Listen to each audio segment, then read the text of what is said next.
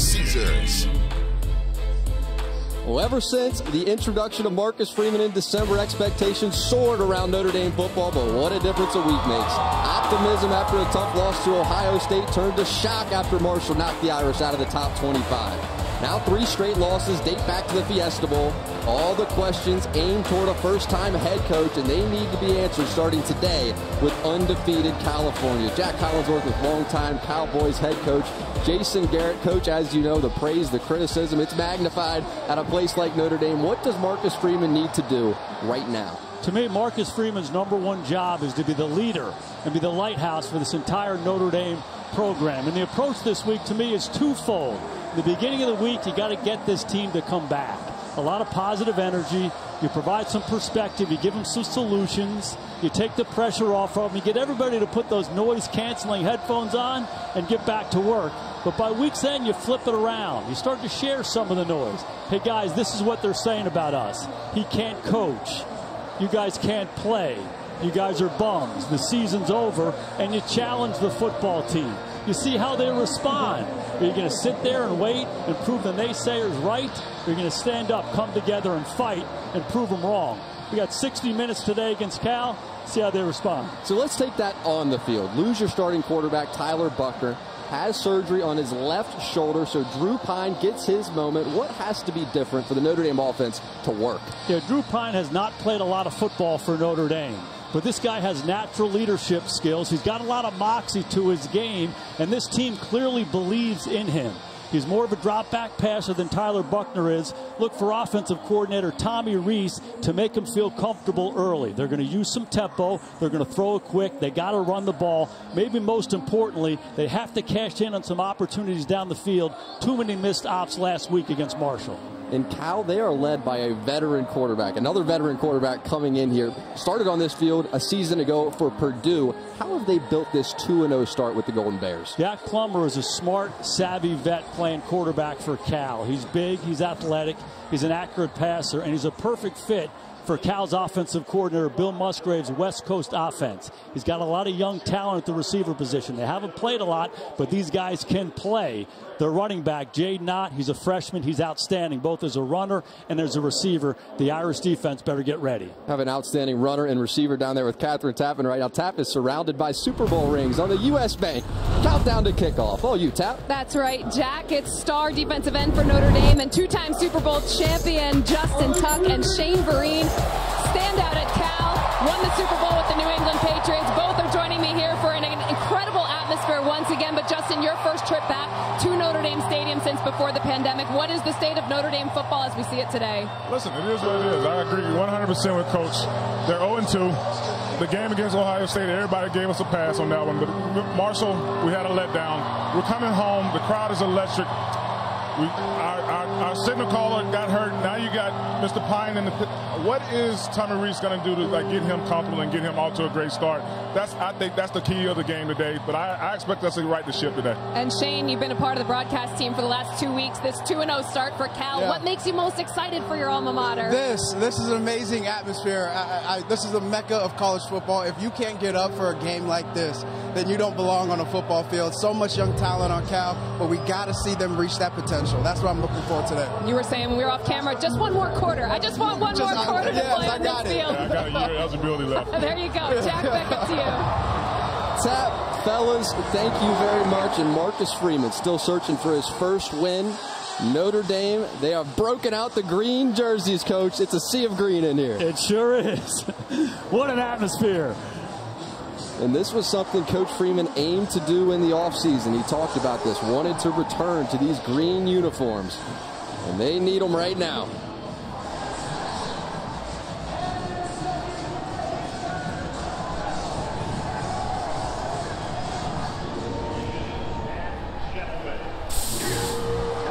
Here come the Irish.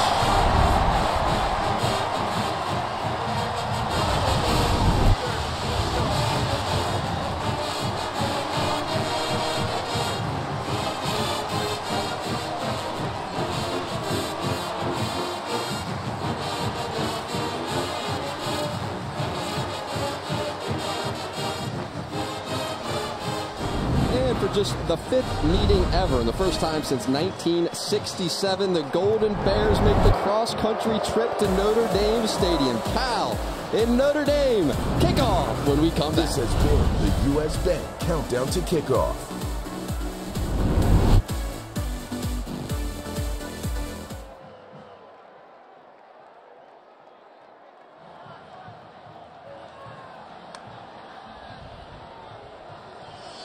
Coach, the players on this team have made it clear that they respect Drew Pine. He's now your starting quarterback with Tyler Buckner out. Why is Pine someone you all believe in?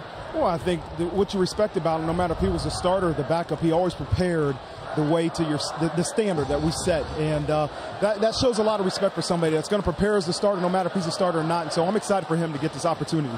Your team's still looking for its first win of the season. What changes can we expect today in pursuit of that? Well, I think it's a better execution. That's what it takes for us to have success. And as you look at the previous couple games, we didn't execute as much as we needed to. And so I don't know it's changes as much as, we got to focus on our execution. We got to prepare better, and we got to execute better when it matters. Appreciate the time, Coach. Thank you.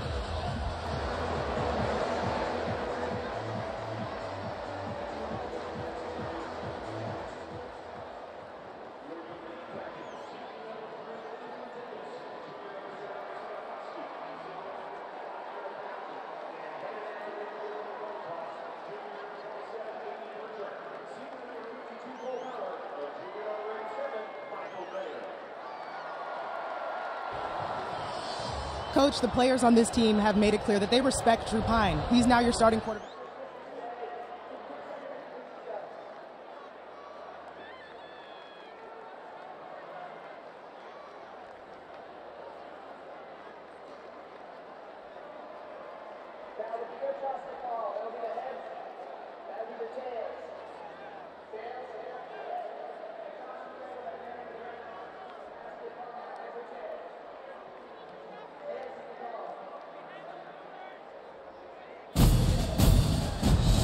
The view from above Notre Dame Stadium, Cal and Notre Dame, and it has been a long and interesting week for the Fighting Irish, but they made it back to game day, and Zora Stevenson is standing by with Marcus Freeman. Coach, the players on this team have made it clear that they respect Drew Pine. He's now your starting quarterback with Tyler Buckner out. Why is Pine someone you all believe in? Well, I think what you respect about him, no matter if he was a starter or the backup, he always prepared the way to the standard that we set. And that shows a lot of respect for somebody that's going to prepare as a starter, no matter if he's a starter or not. And so I'm excited for him to get this opportunity. Your team's still looking for its first win of the season. What changes can we expect today in pursuit of that? Well, I think it's a better execution. That's what it takes for us to have success. And as you look at the previous couple games, we didn't execute as much as we needed to. And so I don't know it's changes as much as, we got to focus on our execution. We got to prepare better, and we got to execute better when it matters. Appreciate the time, Coach. Thank you. Zora, Coach, thank you very much. Cal wins the toss. Defers. ND will get the ball.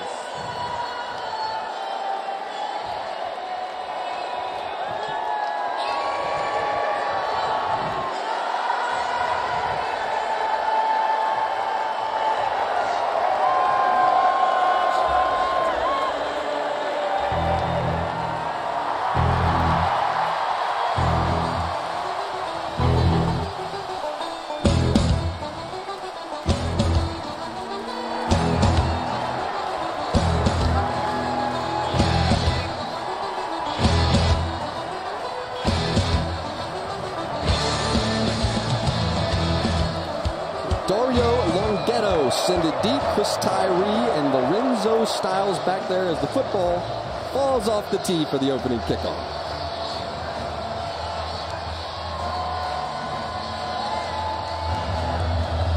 There's the experienced Longhetto, and Chris Tyree, talented kick returner for Notre Dame, will see an expanded role throughout the entire afternoon.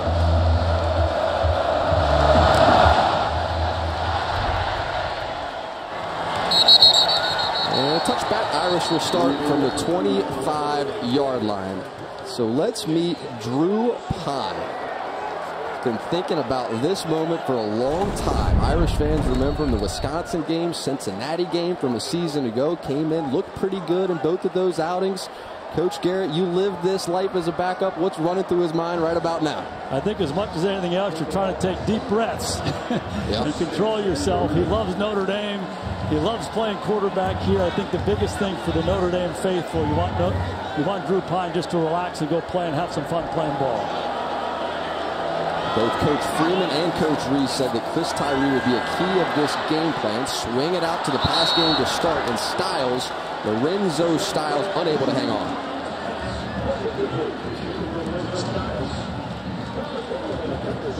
They go naked on play one, just try to get Drew into the ball game, and he's a little low with the ball. Styles can't come up with it. I like the idea by Tommy Reese just to have a little success early, but they got to cash in on it. 2nd and 10. Look for this running game to get going throughout the early part of this game to help get Drew Pine comfortable. Couple running backs next to Pine, Estime and Tyree both in the backfield. Pine drops, scans, and complete. This is Chris Tyree, and Tyree close to that line to gain, depending on the spot. Looks like they're going to mark him just short, and 3rd down upcoming. Hey, it's the same idea. We're not going to run it. We're going to throw a screen. Motion Estime out of the backfield. It's a cross-the-ball screen to Tyree. Tyree's been one of the most explosive players early on in the season. They get on the ball, they go quarterback sneak. Looks like we might have a motion penalty. Yeah, penalty marker just before the snap. False start. Offense, number 0. 5-yard penalty. 3rd down. That's Braden Lindsey. What is he doing jumping? Marcus Freeman and the staff talked about execution all week long, and we have a makeable throw early on 1st down, and then we have a false start on the 3rd and short. Completely changes the situation. 3rd and a long 5, very different than 3rd and inches. Let's see how Notre Dame responds. Tommy Reese challenged these young tackles, in particular Blake Fisher. Sky-high expectations entering this season. Keep it on 54. Here's Pine under pressure, and Pine goes down. Jackson Sherman, defensive coordinator's son. There's talented players on this Cal defense, and a huge play to start. Notre Dame had issues with pressure last week. Watch Sherman. He's right here in the middle of your screen. He's going to come right down the middle of this Notre Dame offensive line, and they have no answer. They did a poor job in protection last week communicating, and here's an example of the same thing. Cal tests it right away. Notre Dame not ready. It looked like a quarterback sneak, easy 1st down. Instead, it is John Sott on the punt, and Jeremiah Hunter back deep to receive with some space in front of him, and here goes Hunter out to the 40-yard line, and see a lot of Hunter throughout the course of this game. Wide receiver there for Cal, and for Plummer now coming onto the field. Jack Plummer, no stranger to Notre Dame Stadium. Drew Pine 0 starts inside this building. Jack Plummer started for Purdue here a season ago. Looked pretty good in that game. Notre Dame offensively controlled it late, but Plummer played pretty well. What jumps out at you about Plummer is that he's such a good fit in this offense. He's a big guy, he's a good athlete, he's an accurate passer, and he's a quick decision maker. We saw that at Purdue, and that's what attracted Bill Musgrave and Justin Wilcox to him in that transfer portal. He's transitioned quickly, he's off to a good start this year. Plummer chose Cal because he wanted to play inside that NFL system, as you were just mentioning. And we get to do that. Here is Jaden Ott, a freshman sensation. A good pickup here on 1st down. They feel like they have found a gem in number 6, Jaden Ott. Hey, Jack, and this is what they will do. Hey, they're on the ball. They're on the ball. They're going fast. They love these gap runs. That's what they did on the first play, and now they're going to hit Notre Dame with some tempo.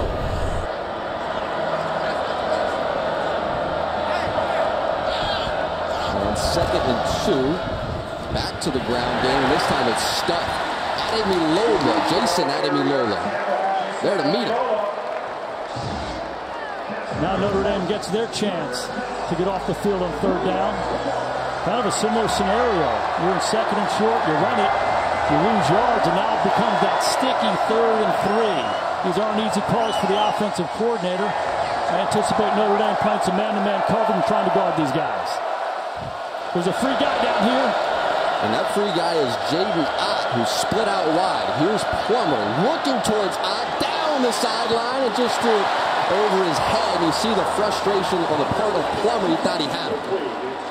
Hey, communication was an issue for Notre Dame last week, and it's an issue again. Jay Knott lines up outside. Linebacker getting out there.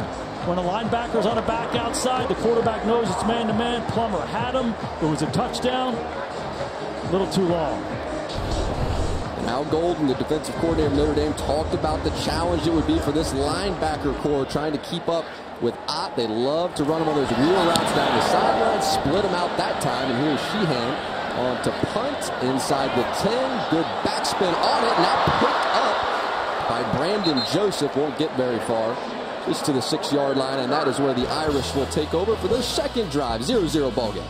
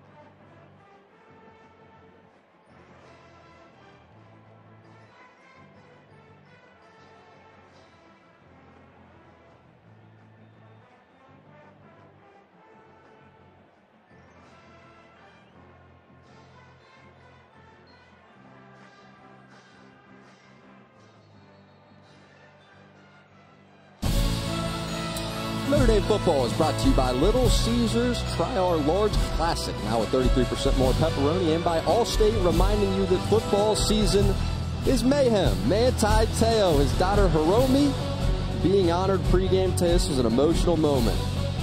They walked him out there, heard the reception of the crowd. How about that?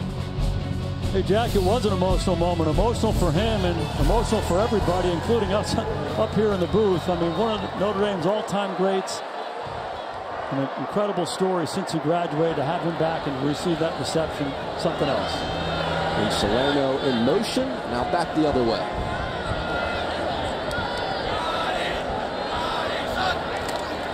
Pine gives. It's Tyree once again. He has to go backwards before trying to fight back to the line of scrimmage and cannot get there. That's Hearns from his corner spot up to make the play. So these are the Irish starters. Just told you about Blake Fisher, who was challenged throughout the week. Patterson back in the lineup at his left guard spot. He represents the experience there for Notre Dame. Tyree, the expanded role. Whole offense goes through. Michael Mayer, big game a week ago in the loss to Marshall. Sloppy start for Notre Dame on offense, and now they're backed up again. Tackle for loss on first down. We need a positive play here. Mayer, bottom of the screen. Pine looking that direction and fires to him. Not going to get very far. Third step to step in coverage. Bring up third down. Really no doubt about where they were going to go there. Michael Mayer, a line by himself outside. Take a look at Drew Pine throwing from his own end zone. It's a real clean pocket. Ball comes out clean, puts it right on his face mask. Good hands catch by Michael Mayer. 3rd and 8. Wouldn't be surprised to see some more heat from Cal. See if they can get home again. Something Tommy Rees has done often this season. Bring Mayer across the formation, try to get him on the move. Here's Pine. Clean drop, plenty of time. Protection's great. Now swings it out wide. It's Estime who tries to cut it back up inside and unable to pick up that first down.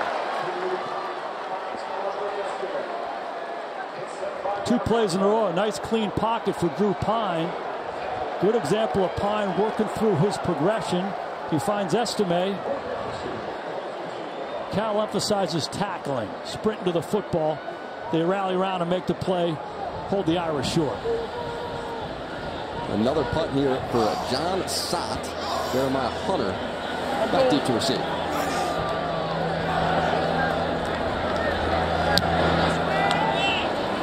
It's a high punt. And fair catch called by Jeremiah Hunter. Score sits at 0-0. 9:51 in the first.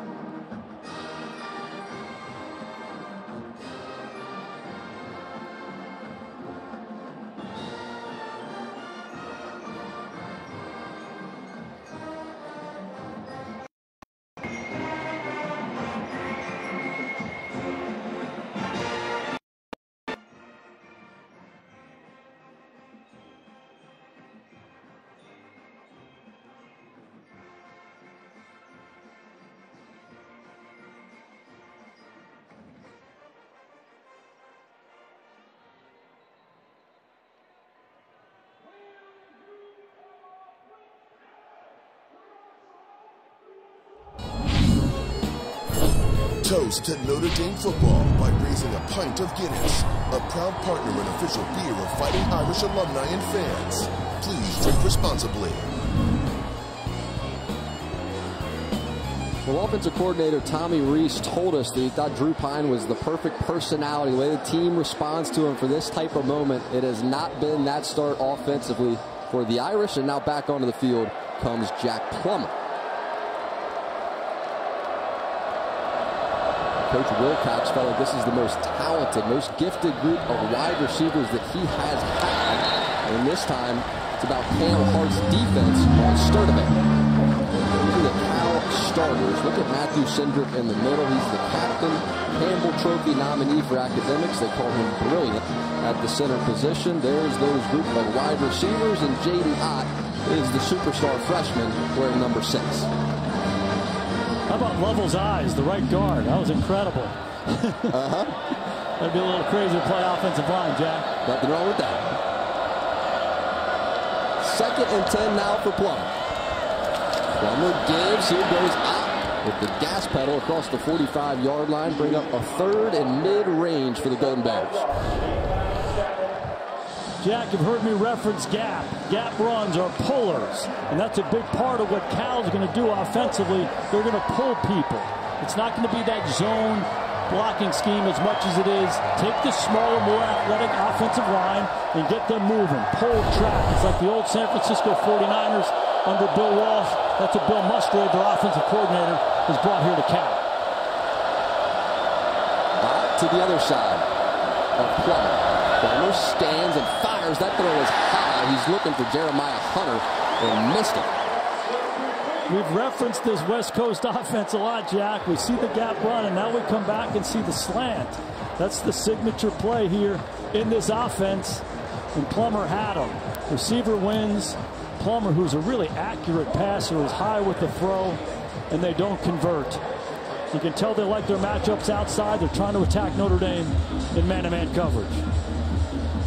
Punt unit's busy to start. Jamison Sheehan back on the punt. Brandon Joseph back deep for the Irish. Pressure gets there. Sheehan gets one off with some backspin again inside the 10, but this time rolls into the end zone for a touchback. All about the defense so far. No points on the board. First quarter.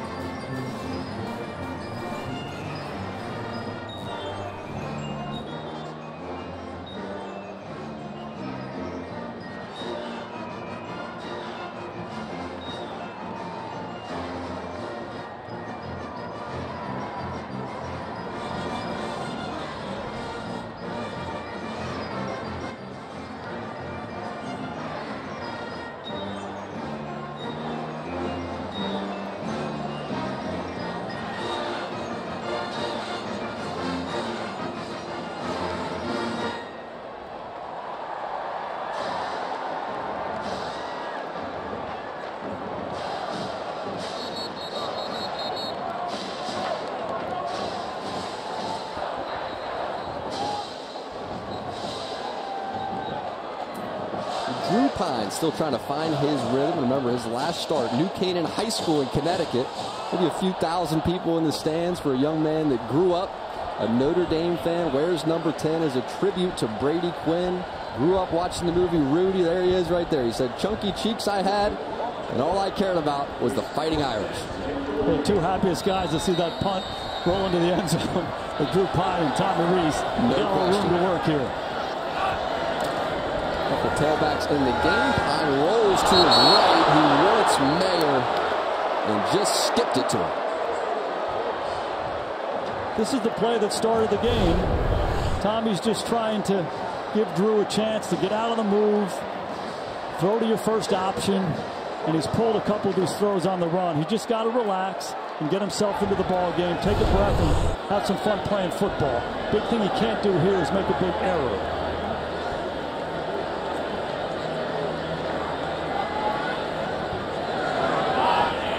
Second and 10 now after the miss, and that snap is bobbled. Finally gives it away to Estime, and he's still moving forward in 6 yards, and he's going to set up a third and manageable for Notre Dame and Tommy Reese. The simple basic things don't seem to be real easy right now. This is the gun snap. Hits him right in the hands. He bobbles it. Give Estime a little credit there for salvaging that play and making this thing third manageable. And again, it looks like heat from Cal. Nerves showing up early, 0 for 2 on third down. Notre Dame so far, 3rd and 3. The movement on the offensive line looked like Blake Fisher out of his stance. Ball start. Offense, number 54. It's a 5-yard penalty, 3rd down. It's a byproduct of a couple things here as we see Blake Fisher, he's a little bit early. Maybe a new cadence bothers him. Not comfortable with Pine's cadence in that situation. Maybe Cal's defensive line moving around forces Fisher to go early. Now it's 3rd and long. Mistakes everywhere you look so far offensively. Here's Pine from the pocket. Protection's good. He's looking down the middle for Mayer. About 3 feet too high. And you see how frustrated Mayer is walking off the field. They're throwing the ball to the right guy. Michael Mayer is their best player on offense. It's an excellent route. He's running the seam. He gives the defender an outside move and breaks back inside. A lot of separation there. Drew Pine's high with the throw. Some missed opportunities. A flat route needs to be completed. The seam route needs to be completed. And Mayer, who's played a lot of ball, hits him on the helmet and says, hey, just relax and play. That's what Drew Pine needs to do. Punt number 3 for Johnson. He's been playing. Down the middle, and this punt is caught by Jeremiah Hunter. Runs into a group of Irish defenders. Penalty marker comes out.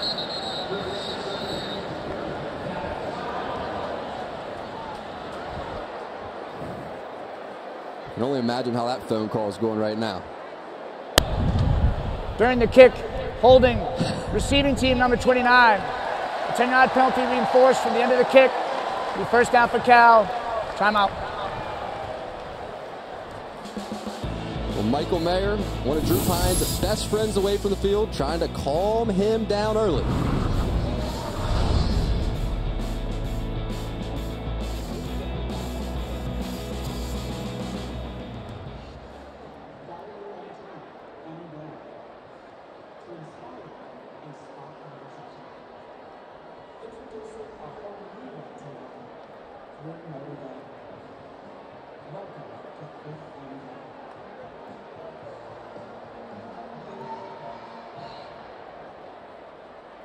It's time for this week's edition of Irish in the NFL. Week 1 of the NFL season saw some great moments for former Irish standouts. Second-year linebacker Jeremiah Owusu-Koromo with 3 bounds after the quarterback Hawkins. Safety Harrison Smith of the Minnesota Vikings had an interception. Linebacker Drew Trotter of the Los Angeles Chargers had his first career reception in the one. And also Chicago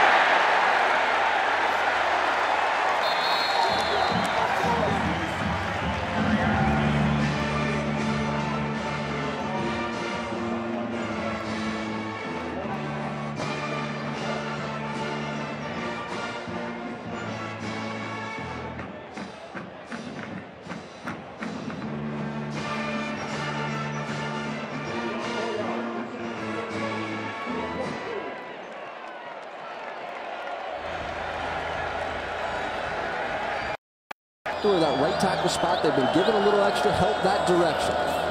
Here's Plummer, and pressure comes off the right side, and down goes Plummer. Jacob Lacey in the backfield and drops him for the sack. And don't think this Notre Dame defense doesn't understand what's going on offense. And they're accepting the challenge to step up. Lacey here comes all the way around. And it's an excellent job forcing Plummer to go left. The righty passer going left. It's hard to get out of there. And how about the athleticism of Lacey chasing him down. 3rd and long for Cal. Look for Al Golden to dial up some zone and force him to throw it underneath. 3rd and 24 and whistles blow. Notre Dame takes its first time out of the half. It'll be a 30-second timeout. Well, Jason Garrett, it was interesting because Al Golden felt like they could get pressure in this game without blitzing necessarily. Play some games with that defensive front. He thought they could just win there. And they did. 4-man rush, but line game. That end goes inside. The tackle comes around. Cal doesn't handle it well, and Lacey, the athleticism to run Plummer down. 2 big plays by Notre Dame's defense. Al Golden, a veteran coach here in college football, has coached in the NFL for a long time. Ran programs in college football, been a coordinator, been at this thing for 30 years. So his response is the right one. He gave this Notre Dame defense some direction, and they've responded well. 2 big plays on 1st and 2nd down. 3rd and 24. No penalties here for Notre Dame. Force them to throw it underneath and get out of dodge. Defensive back for Notre Dame, back deep. Here's Plummer, fires it out quickly and has a man complete. It's Anderson, who's brought down pretty quickly. Bring up a 4th down, and the punt group starting to gather over on the Cal sideline. And a good opportunity for Notre Dame to flip this field position. So much of this game has been played down in Cal's territory. Notre Dame got the good punt. They get the tackles for loss on defense. Now a chance for them to flip the field.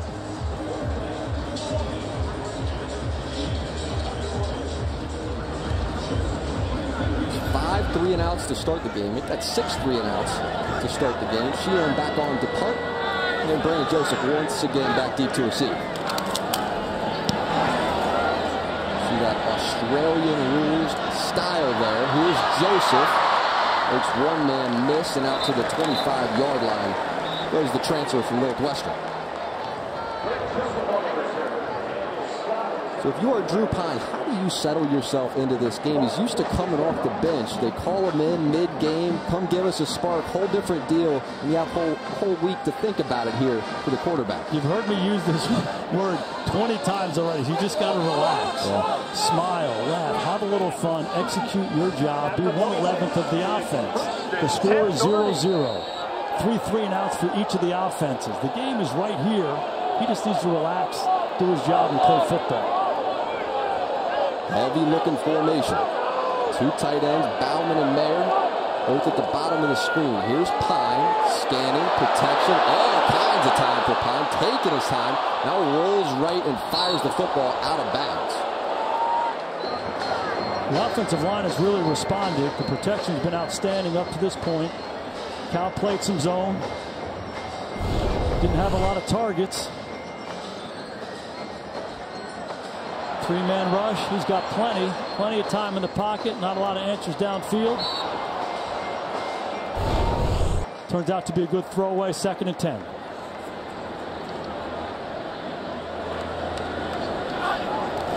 And Styles in motion and run it with Tyree right off his hip for a pickup of 4. It's going to be 3rd and mid-range once again for Notre Dame. Tyree was the guy that the coaches talked about. We need to get him some more opportunities. He's been their most explosive player, both as a runner from the backfield, a runner on fly sweeps, and as a receiver. So we're going to see him a lot throughout. Notre Dame, it's 3rd and 6. It's been a pressure down for Cal. Looks like they're going to play some man-to-man here. Tyree out of the game. Estime in at tailback. Here's Pine. Pressure coming. Steps up through the pocket. Has a man wide open. It's Lorenzo Styles. Green grass in front of him and directly through the hands of Styles. Tough start offensively. Again, the protection awfully good, giving Drew Pine a chance to climb this pocket, but it was man-to-man. They get the perfect call on. A mesh route inside, where the one Notre Dame receiver rubs for the other receiver. You want your receivers running in man-to-man. If you walked it out there, you put it right there. Lorenzo Styles doesn't finish the play. When you got a new quarterback playing, you got to play well around him. Missed out for the Irish. If you like watching punters, we have the game for you. Here's John Sott. Sends a deep one, and backpedaling there is Jeremiah Hunter calling a fair catch. Not a score in this game, under 5 in the first quarter.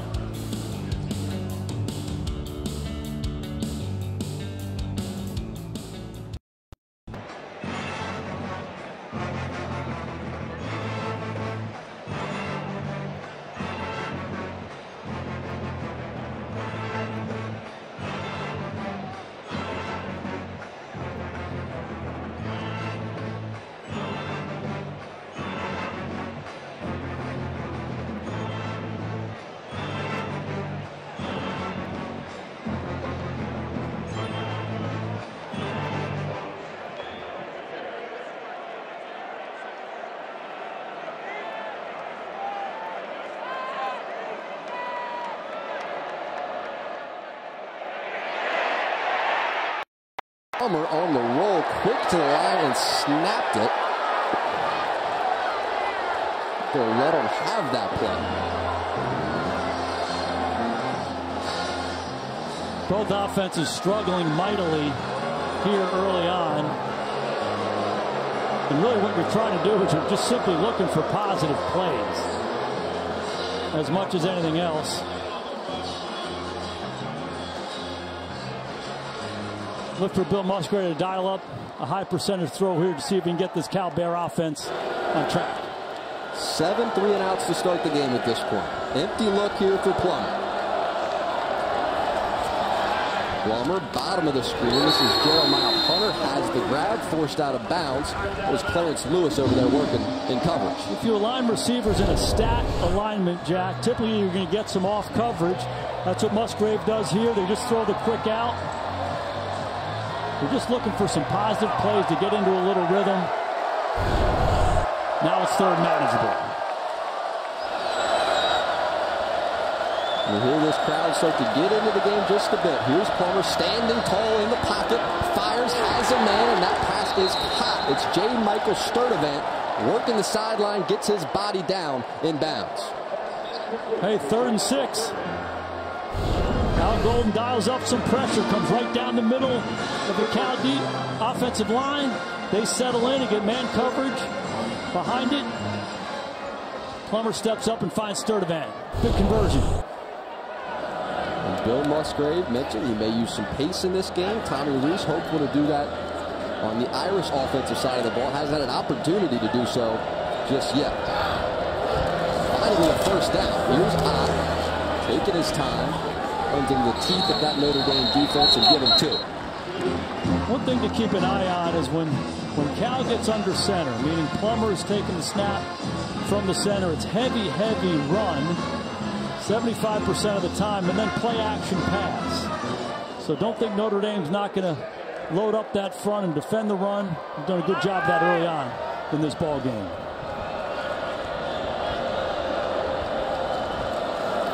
Fake it to Ott. Fire to the outside. Here is Anderson. Throw is behind him, able to flip his hips around and pick up that first down. Megan Anderson is a really athletic player. They love him in the slot. He's got excellent hands. It's good run after catch. Plummer leaves the ball inside. Good body control to react to make a good hands catch.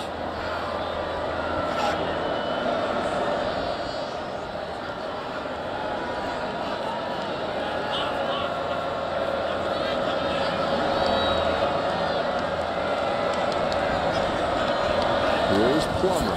Empty pressure coming off the edge, able to spin away from it. Now Plummer going to use his legs, and Jack Plummer picks up 9, depending on the spot, right just shy of the line to gain. You had Clarence Lewis off the slot. Hey, it's corner blitz here. Jack Plummer looking like a young John Elway with the Elway spin. He gets himself out of it. They had him dead to rights. Good field by Plummer. Good job using his feet. Love the call by Al Golden to put some pressure on him. Again, that word execution keeps coming to the forefront of everybody's mind. You got to cash in on that play. 3 wide receivers to the right of Plummer. Swings it out that direction, and this is kind of Sturdivant once again. He has all kinds of speed. Track star out of Texas, highly recruited player there from Texas. Highland Village is where he is out of. Really high on this group of wide receivers. They know they're young. They know they're inexperienced. They don't feel like they've had a better crew, though, since they've been with Cal, talking about Coach Wilcox. Yeah, they love this receiver group, and they love getting on the ball a little bit. Traditional NFL-style offense, but they've really rallied around this tempo. Been good for him here on this drive. For Sturdivant, just his 3rd career start in college football. Here's Ott. Same deal for him. 3rd career college football game, and this time nothing there. It's a young football team at Cal. 3 starters coming back on the offense from last year, 4 on the defense. So they're excited about this group, but hey, they're still in the learning stages, both at receiver. They love this young running back. He'll be featured throughout. So veteran quarterback, young elsewhere. Here's that veteran quarterback that has a man complete. It's Jeremiah Hunter. Spreading the football around. Grab for Hunter, grab for Sturdivant, and a grab for Anderson all on this drive. You take a peek at that at the end of that play. You can tell the emphasis Notre Dame has placed on going to get that football. Just drilling it all week long and knocking the ball out. They make the tackle, they knock it out. Even though the whistle has blown, Notre Dame players around it, they're going to pick it up. You can see the emphasis by Al Golden and Marcus Freeman. They're going to get that ball today. No takeaways was top of mind for Freeman, for Golden, and for all the players that we spoke to just yesterday. Here's Plummer. Ball in the pocket and down the left sideline. Hunter was out of bounds. He's working on Clarence Lewis and was driven into the sideline. Driven is the exact right word. Plummer knew he was isolated over there. He was trying to hold the safety. By the time he worked his way back to Hunter, Clarence Lewis had knocked him out of bounds. He was outside the white. He was behind the Gatorade jug. Good physical coverage by Lewis. 45-yard attempt here for the Cal Bears. Here's Longhetto. 3 field goals last week and try to keep it inside that left upright off the crossbar. He cannot. Hits that left pipe and out the football goes with 16 ticks remaining in this first quarter. That was finally a drive in this game. Nothing to show for it. Hey, it's a sea of green here, and the luck of the Irish worked out on that one. Clean operation, snap, hold, kick. Lean in, and doink. And the Notre Dame faithful are up here in South Bend. Best offensive drive of the game by Cal. Come away with nothing.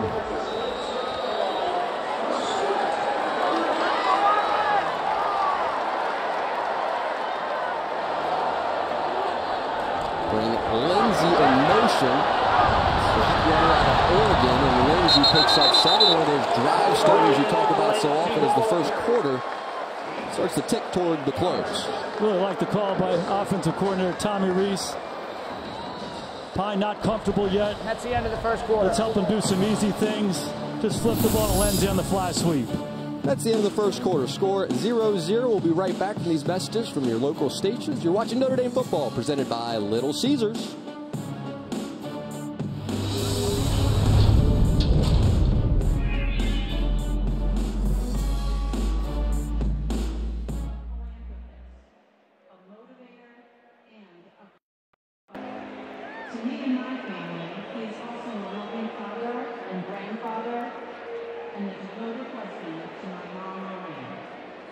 And now I am proud to say he is also an honorary member of the Notre Dame Monogram Club. He has a strong love for Notre Dame and what it represents. His passion for life, his family, and helping others is the embodiment of the spirit and mission of Our Lady's University. That is why I'm thrilled to say, welcome to the Monogram Club, Dad.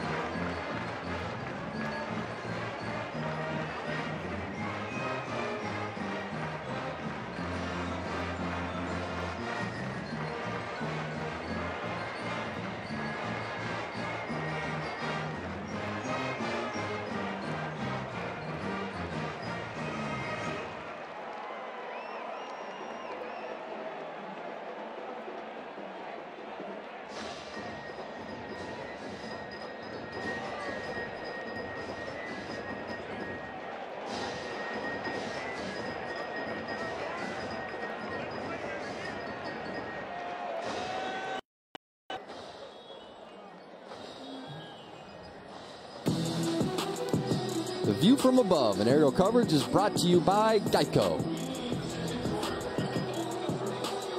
And Drew Pine trying to get some aerial coverage going in this game. Just 4 for 9, 27 yards. Been mistakes all around. A couple of them on his part.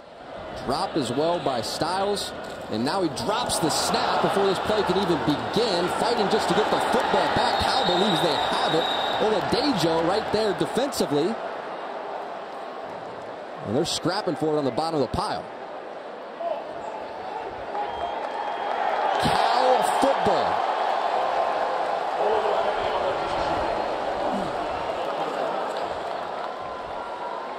Fumbled snap. Jack, that's the stuff that's really just unacceptable. It's one thing to have the nerves. We've got to be able to execute the most basic thing in football, the center-quarterback exchange. Looked like the ball came up.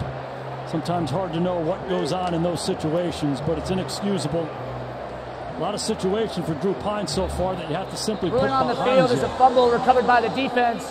That plays under further review. If I'm in Drew's shoes, I'm over on the sidelines right now. I'm getting snaps with Zeke. And just to make sure that we're on the same page, that is not something that's a concern going forward. I know it sounds basic, but you don't want that thing on your mind. You've got to be able to settle in and play. Trying to identify the recovery here. It was Pine that was there initially trying to recover for Notre Dame and could not recapture the football. And Oladejo was right on top of him. Well, I don't think there's any doubt that Oladejo took it away from Drew Pine, and he has it here. It'll be hard to overturn this.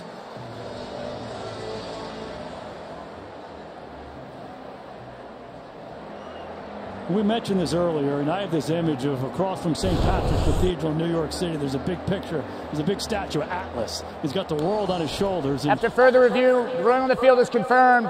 Be Cal football, first down. And we talked to Drew Pine, and he's the most engaging guy I've ever been around. He's fantastic. He's a great leader. He loves Notre Dame football. But you felt like he was carrying the weight of Notre Dame football, the weight of his family, the weight of everything on his shoulders. And he has to get rid of that. He's got to relax and play football. That's a great example there. You got to be able to handle the snap and simply execute your job. Be 111th. Hopefully sometimes when these dramatically bad things happen, it wakes you up a little bit and you settle in and play. And you saw Tyler Buckner up there watching from above. All he can do is look down, pressure in the face of Plummer here, and he's able to get away from it. Now keeps his eyes downfield and throws that football away. It was Isaiah Foskey who was in there cleanly and just couldn't complete the play. Had 2 drives in a row where Jack Plummer, a traditional drop-back type passer, has gotten away from a free rusher at Notre Dame. Foskey gets a free run at Jack Plummer. Plummer makes a miss. The corner blitz on the previous series, Plummer makes a miss. So you talk about execution. When you get a free shot at the Q, you got to get him down. Give Jack Plummer credit. Big-time plays. Here's Plummer. Fakes that wide receiver screen. Now he has pressure in his face. Drifting backwards and lets this football fly out of bounds.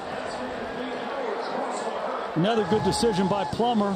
They're trying to go quick screen and go, and Notre Dame doesn't bite. He uses his feet. He slides back in the pocket and throws it away. A sack in that situation would kill them. They're right on the fringe of field goal range here. If you're the Cal Bears, you're thinking any yards is good yards. You got to preserve this field goal opportunity.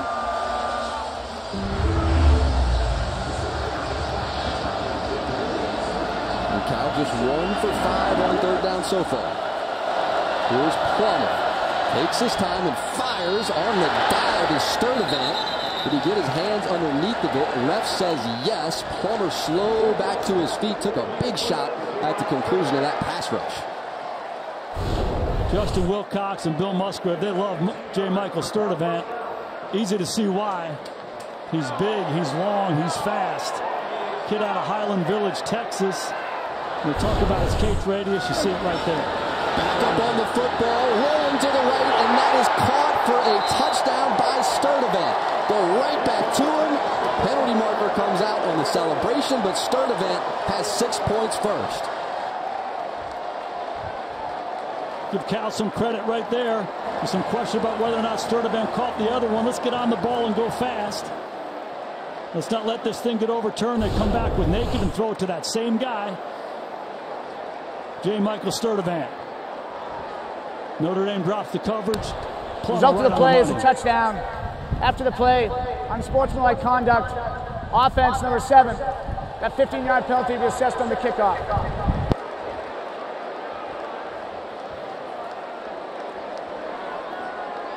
They called Sturdivant a tall guy that has small guy feet.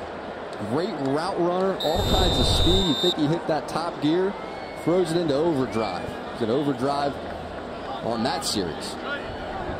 He's been fantastic. To complete the extra point, and that is good. 7-0 Cal. This is slow as an offensive start for Notre Dame as I can remember. 7-0 Cal. Sturdivant heating up, and so too is Plummer.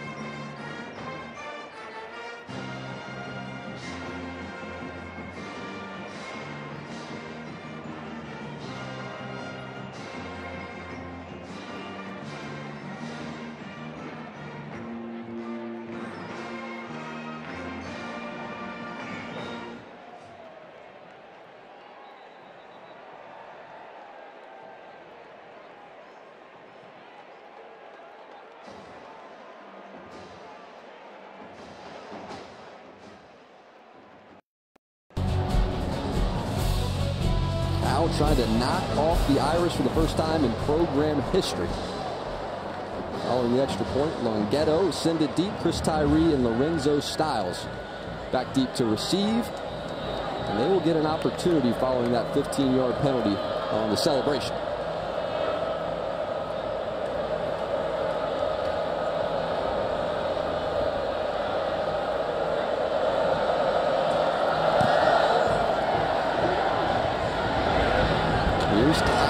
From the 25, trying the left side, now cuts it back up inside and out to the 40 is where Notre Dame will start. I think Tommy Rees, the offensive coordinator at Notre Dame, has done a really nice job up to this point trying to get Drew Pine into the game. Reflect back on a couple of the nakeds. That's when there's a fake, the quarterback comes out, he's got an easy throw in the flat. Drew's missed a couple of those here early on in this game. Some other missed opportunities. He's done a good job trying to take pressure off of Drew. Now Drew has to respond. And into the game comes Tobias Merriweather, the true freshman. Irish 0 first downs. Cal now has 5. Ground game to start. And up the middle there is a lane for Tyree, who picks up 7. Credit Notre Dame for responding up front and giving Tyree a place to run it there. That's what's going to help Drew Pine more than anything else.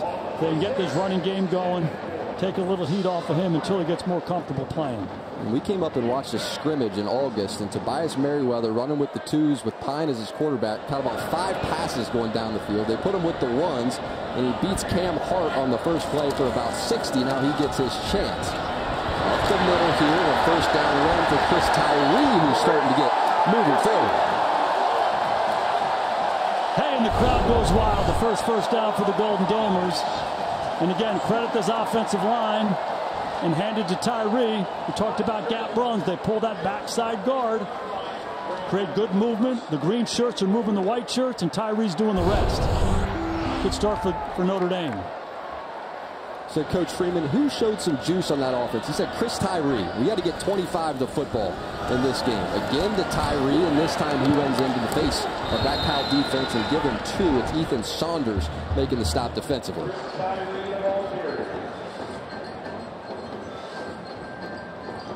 And now for Notre Dame, the challenge here is just to try to keep this drive going, a positive play, and to keep this third down manageable. Look for them to try to get out into space a little bit. Try to take advantage of Michael Mayer in the slot to the right-hand side. And just 12 touches in the first 2 games for Tyree as they try to get him involved. This time it's Estime. He will set up a third down in short range. Tommy Rees has done a good job using some of this pre-snap formation and some motions. You motion the back out wide, it softens the defense a little bit. Then you hand it to Estime. You get yourself into a 3rd and 3. Looks like man-to-man coverage by Cal. Tyree left the backfield. Now he's right back beside Drew Pine. Here's Pine, protected well, gets it out to Tyree in the screen game, and he will fight forward and pick up that first down at the 31-yard line. The plan so far has been pretty obvious. Get it to number 25, Chris Tyree. Get it to number 87, Michael Mayer. They're 2 best and most explosive players. They like this cross-the-ball screen. Tyree starts on the right of the quarterback. He works his way back the other way. Good job by the Notre Dame offensive line getting out in front and making a block. And now Tommy Rees and Drew Pine able to get in that up-tempo offense they were aiming to use. Here is Estime off the right side and picks up 3 yards on a first down carry. So how do you quiet the game down for a backup quarterback? He's not comfortable, has not been comfortable the whole ball game. You quiet the game down by giving him easy things to do. Hand the ball off, throw some screens, make it easy.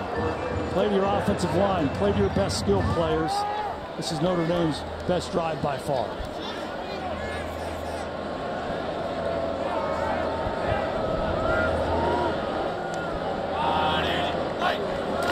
Now Pine gives power run game. It's Estime able to move that pile forward and pick up 2 more. Notre Dame is in field goal range right now, 26-yard line. So you can make a field goal from here. It's 3rd and manageable. Big thing for Drew Pine and Tommy Rees as we go here is let's not go backward. This is a scoring opportunity. This is a good response to what Cal just did, scoring their touchdown. Bring Tobias Merriweather back into the game, top of the screen.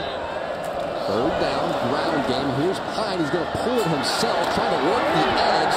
Not quite the same speed as you saw from Buckner, and Isaiah Young stuck him.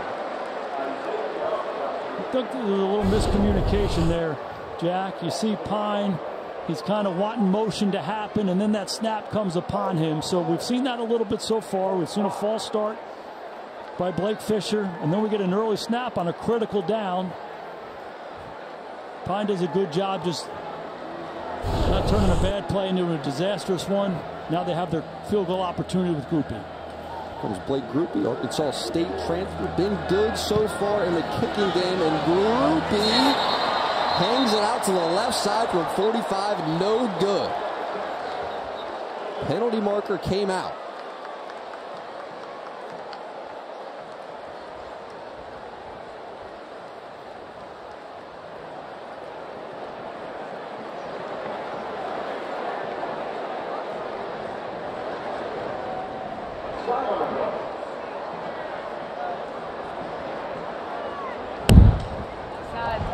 defense, number 15. That 5-yard penalty results in a first down.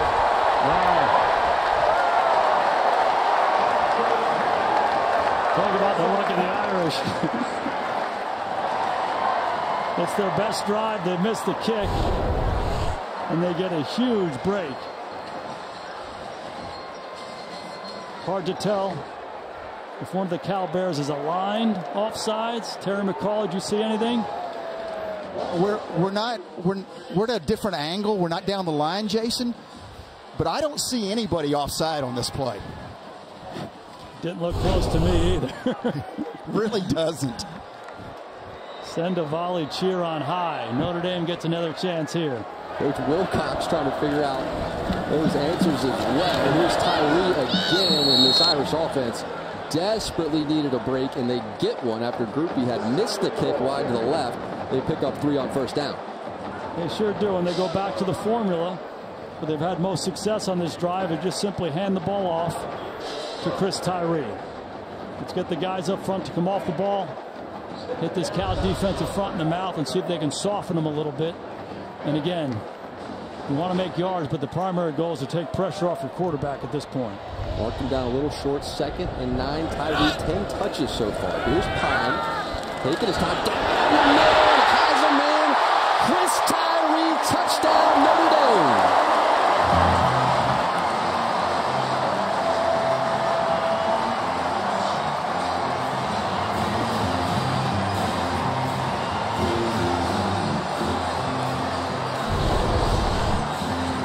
Absolutely love the call here. They take Estime and they motion him, and they simply run Tyree right down the middle of the defense. When Cal adjusts, Tyree makes a move on the linebacker. The safety favors the field. Protection is clean, and Drew Pine pumps, steps in there, and throws a strike. They're off the schneid. An easier opportunity here for Whoopi, and it's good. 7-7 ball game. Sometimes you need a little break in this world. That is what the Irish offense needed. Get the penalty on the part of Cal. Pine drops Tyree, touchdown.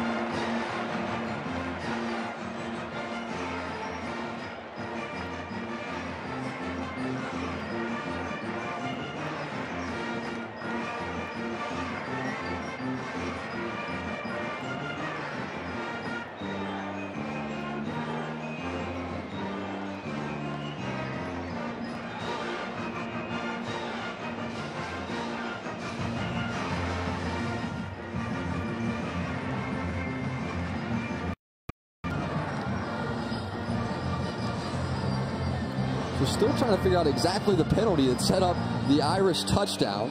Coach Garrett, you see anything here that looked like an infraction to you? Jack, I see nothing. Here's the line of scrimmage. And there's nobody across that line of scrimmage. And Justin Wilcox is livid, and he should be. I'd love to hear this explanation. It's really hard to understand how you make that call.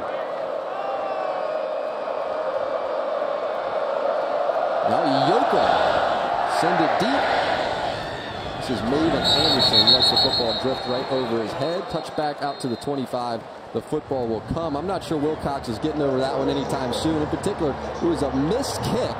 Sets up the first down. It was the compound whammy right there for Cal. Well, the most important thing you have to do now as the head coach, you've said your piece. That play ain't coming back. Right. So for yourself, for your staff, and for your football team, you got to get them moving forward. And it ain't an easy thing to do.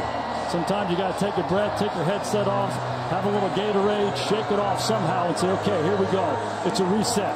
We always talk about next play with our players. Sometimes you have to do that as a coach too. Isaiah Foskey has been very active so far. 1 hit, 2 hurries. Saw him leading that defense at the end of the Marshall game. Starting to let his play do the talking now. Here comes Ott dancing, taking his time patiently. Now starts to hit that gear and picks up the first down. A lot of patience there for a true freshman. And one thing that shows up here for Cal is when their quarterback is under center, they're going to run the football. And no better guy, they hand it to Ott. This time they get in the gun. More of a passing type look for them. Hand it to Ott. So this freshman is the guy they're excited about, both as a runner and as a receiver. And they're going to try to get him the ball a lot of different ways.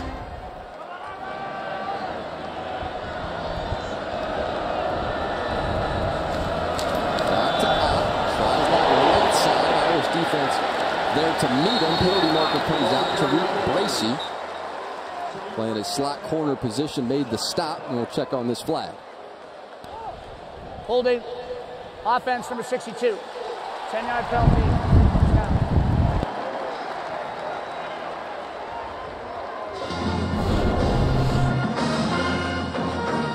Just look at the right side of your screen there. Pretty easy call for the officials there. When you grab cloth, they're going to call it every time, right, Terry McCauley? Good job by Osofa Mensah. Kind of drawing the attention to the play. They'll call it if there's material restriction at the point of attack, Jason, and there definitely was on that play. And they respond to the histrionics of those defensive linemen, too. And here's Plummer on the roll, and this is complete. It's the tight end Jermaine Terry with the grab. He has 0 receptions so far in the season. Change that to 1. Bill Musgrave, the offensive coordinator at Cal, played in the NFL for a number of years. He's been a coach for a long time. He's a quarterback-friendly coach, and you can see that so far. They want to run the ball. It's play action. It's naked. You get in a situation like 1st and 20. Let's get some of it back. A high percentage throw, and Plummer executes. And Jack Kaiser limped off the field just a moment ago. Not seen him back since. Go back to Terry. So no catches.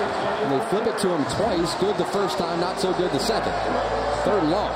Again, Musgrave comes back, high percentage throw. Let's make the 3rd down manageable. And they don't execute something that's a fairly easy throw to the flat. And when you don't do that, what happens is you get yourself into these 3rd and 11 situations. I would anticipate Notre Dame playing some zone, forcing Cal to throw it underneath and rallying tackling. 2 for 6 on 3rd down. Couple true freshman cornerbacks in the game for Notre Dame. Here's Plummer. Pressure gets there, steps up and through the pocket. Massive run lane in front of him. Picks up that first down and ends up taking himself to the ground by DJ Brown. Big chunk broken off of the Cal offense. Hey, I get zone. They played man. They played 2-man. The safeties are wide. And they're man-to-man underneath. There's nobody left. Once Plummer clears the line of scrimmage, all the defenders are covering guys down the field. It's easy to run in this situation. Good awareness by Plummer to pick it up on 3rd and 11. Gain of 21.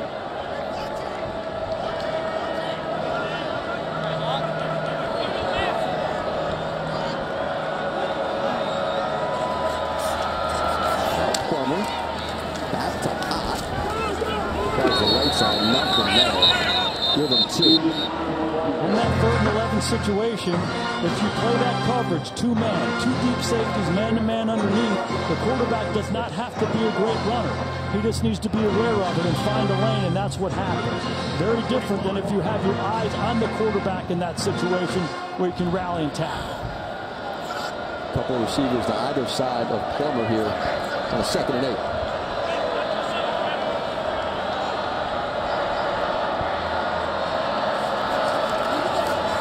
Here's Plummer, steps up and through that pocket down the left sideline, and that pass is caught. It's Jeremiah Hunter, who's working the left sideline on Jaden Mickey. Hunter's in the slot here. He's the veteran of the group. We call this a slot fade. He gets the outside release, keeps it tight, and does the rest. Now Plummer on the roll once again, looking to the right side. And incomplete. Ben Morrison over there in coverage on the prior play. Mickey on the opposite side of the field. Hey, we saw this play earlier. On Cal's first touchdown, they made a big play on a 3rd down, and they came right back and they went with that naked. Quarterback fakes. He gets out on the move. Notre Dame drew it up on the sidelines. They were ready this time.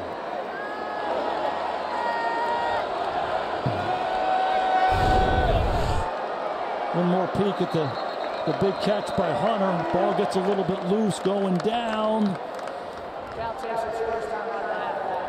It's really the same thing that Musgrave did on the last one. If you remember the play before the touchdown, there was some question about whether or not Sturdivant caught it.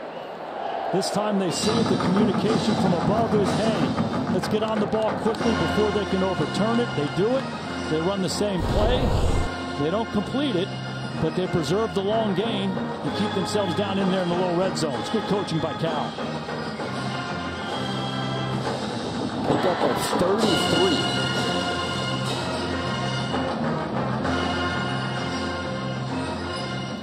There's some history between Al Golden, Musgrave as well. The guys that have coached together in their past. They sure did. Both these guys were on Al Groh's staff at the University of Virginia in the early 2000s. And each of these guys, they have great respect for each other. Said they learned so much from Coach Groh. Great learning experience for them as young coaches. Battled against each other. Musgrave obviously on offense, Golden on defense. Kind of going back to some old glory days where they went at it. Now they're doing it here in South Bend. And both of them knew it would be a battle today. Tremendous respect on both sides. Here comes DeCarlos Brooks into the game at tailback. Plummer gives, it is Brooks. And Brooks has swallowed out Maris Leofau there to get him down. Great description. He was swallowed up, and it starts with Notre Dame setting the edge of the defense. Cal wants to get outside with this run. You look at Osafa Mensah. He keeps his outside shoulder free, turns it back inside. Leofau and the gang do the rest. It's good defense. Talked about fundamentals. Being true to your gap. Good example there. Now 3rd and goal after the big play to Hunter.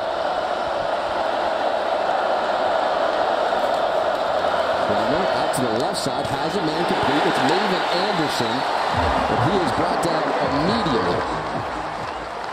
That was DJ Brown over there in coverage. Give Notre Dame's defense some credit. They give up the big explosive play. Get Cal down in this low red zone, but then they respond. A good stop on the naked, a good stop on the run. Emphasis was tackling this week. Put that one on the clinic reel as well. DJ Brown doing it the right way. 24-yard kick for Longetto. And he has it. Cal takes a 10-7 lead. It was a slow start for them offensively, and they have heated up since.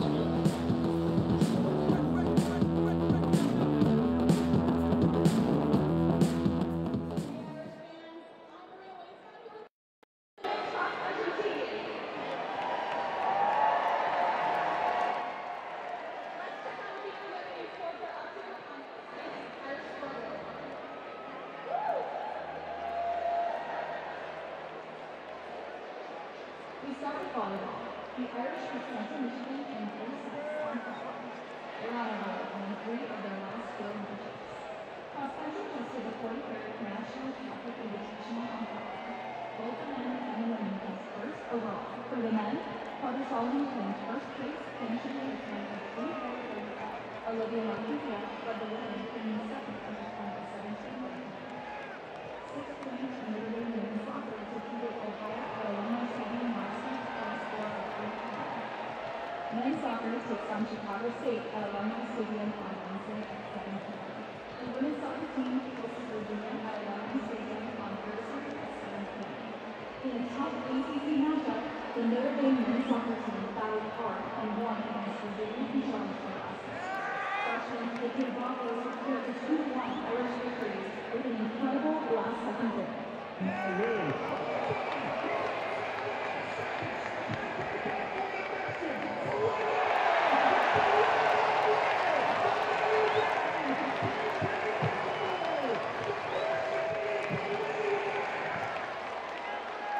That's all for this week's Irish Scoreboard. I'm Maria Lisa, and Fighting Irish United.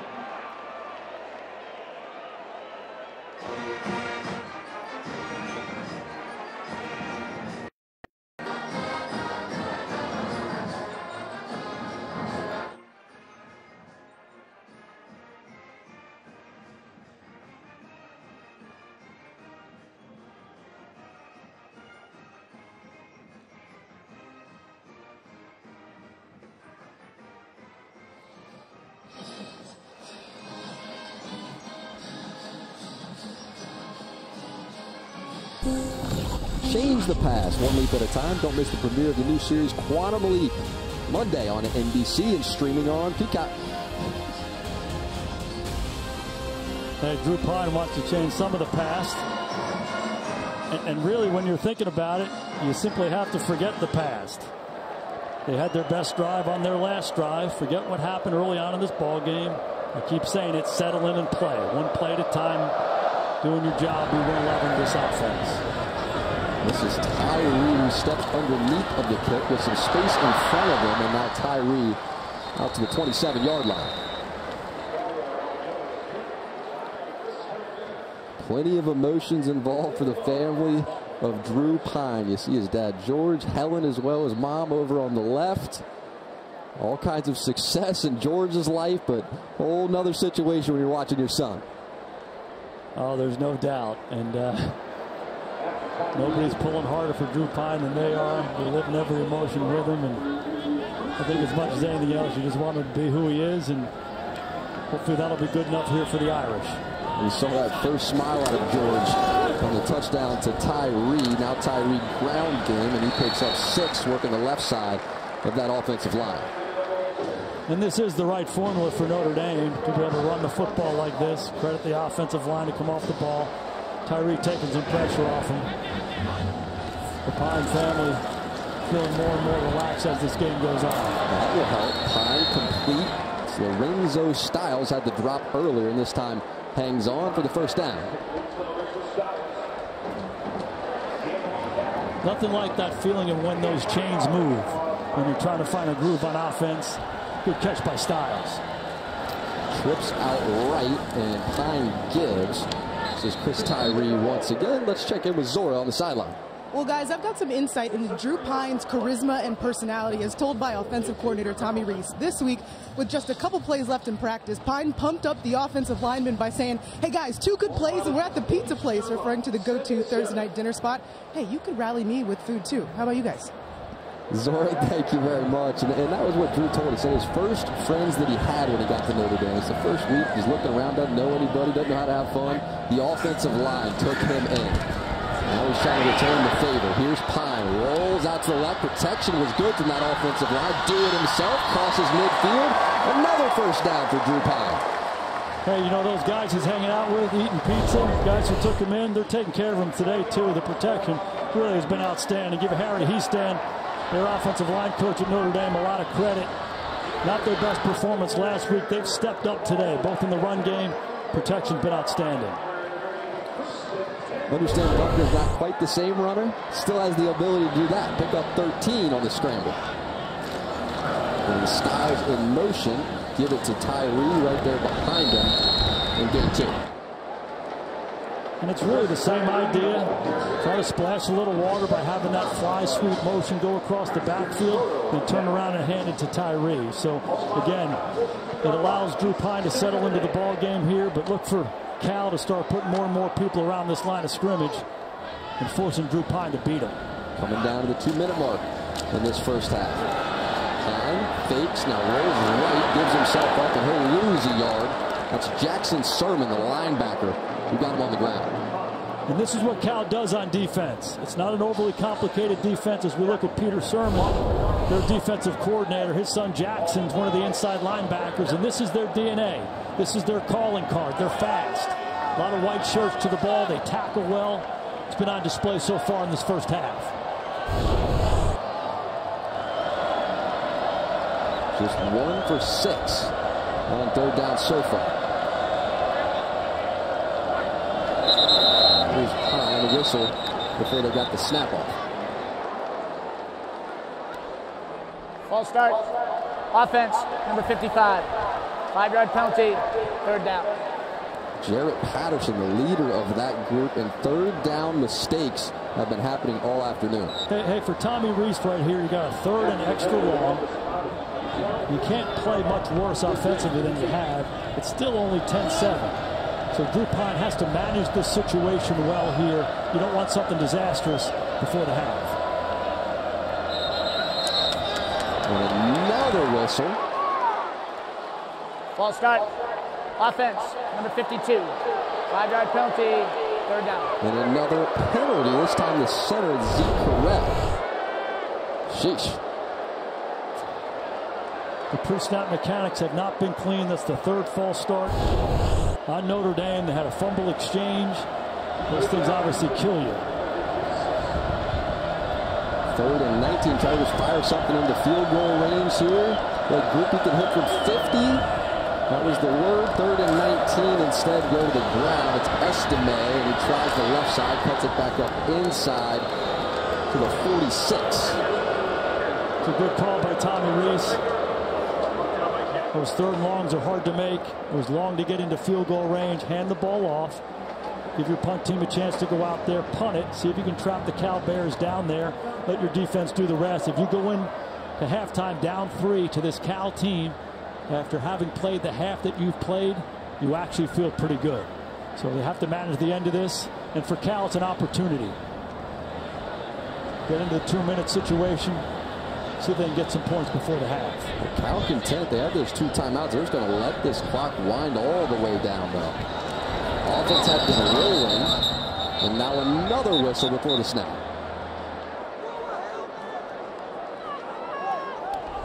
Before the snap, Cal takes its second time out of the half. Absolutely surprising there for Cal, but they feel good about what they've done in this half. Let's not take advantage of that 2-minute situation. Let's go into half and come back out. They feel good about how they've played. Go in, reset, come back out there and win the second 30 minutes. And coming up on the All-State Halftime Report, Justin Tuck, Shane Vereen, they're going to break down the first half. Cal alum, Basketball Hall of Famer Jason Kidd as well. He's going to join the set there. They're star-studded in the Halftime Report. Highlights around the country coming up as well there at halftime. I love our half times. 0-0-6. Thank you. Get a chance to hear from Jason Tuck and Shane Vereen. Guys, for years we were trying to block and tackle. Justin Tuck, one of the all-time greats, the gold standard here at Notre Dame. Tuck going to round this program a long time. Be very interested to hear his thoughts on what he's seen not only in this game but so far this season as you hear some boos start to come down from the Notre Dame faithful. So at the half, Notre Dame finds themselves down to Cal. It's a 10-7 ball game. A lot of questions remain for Marcus Freeman as he heads in to talk to the team.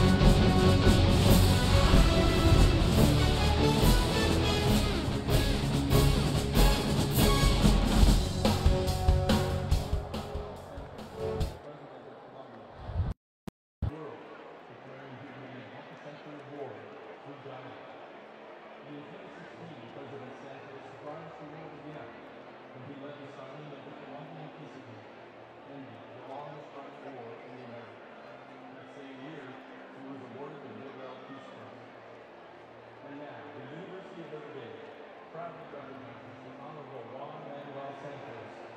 distinguished policy fellow at the Kino School of Global Affairs, where he will be using very much on our students, the world's future.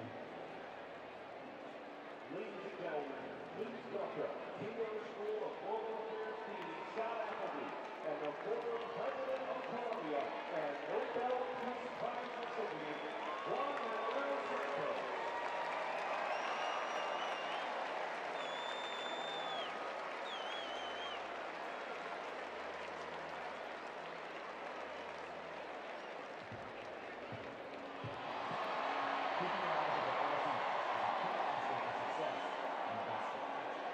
But the same logic applies to safety navigating campus, because we all have the responsibility to be aware of our surroundings and going from one location to another.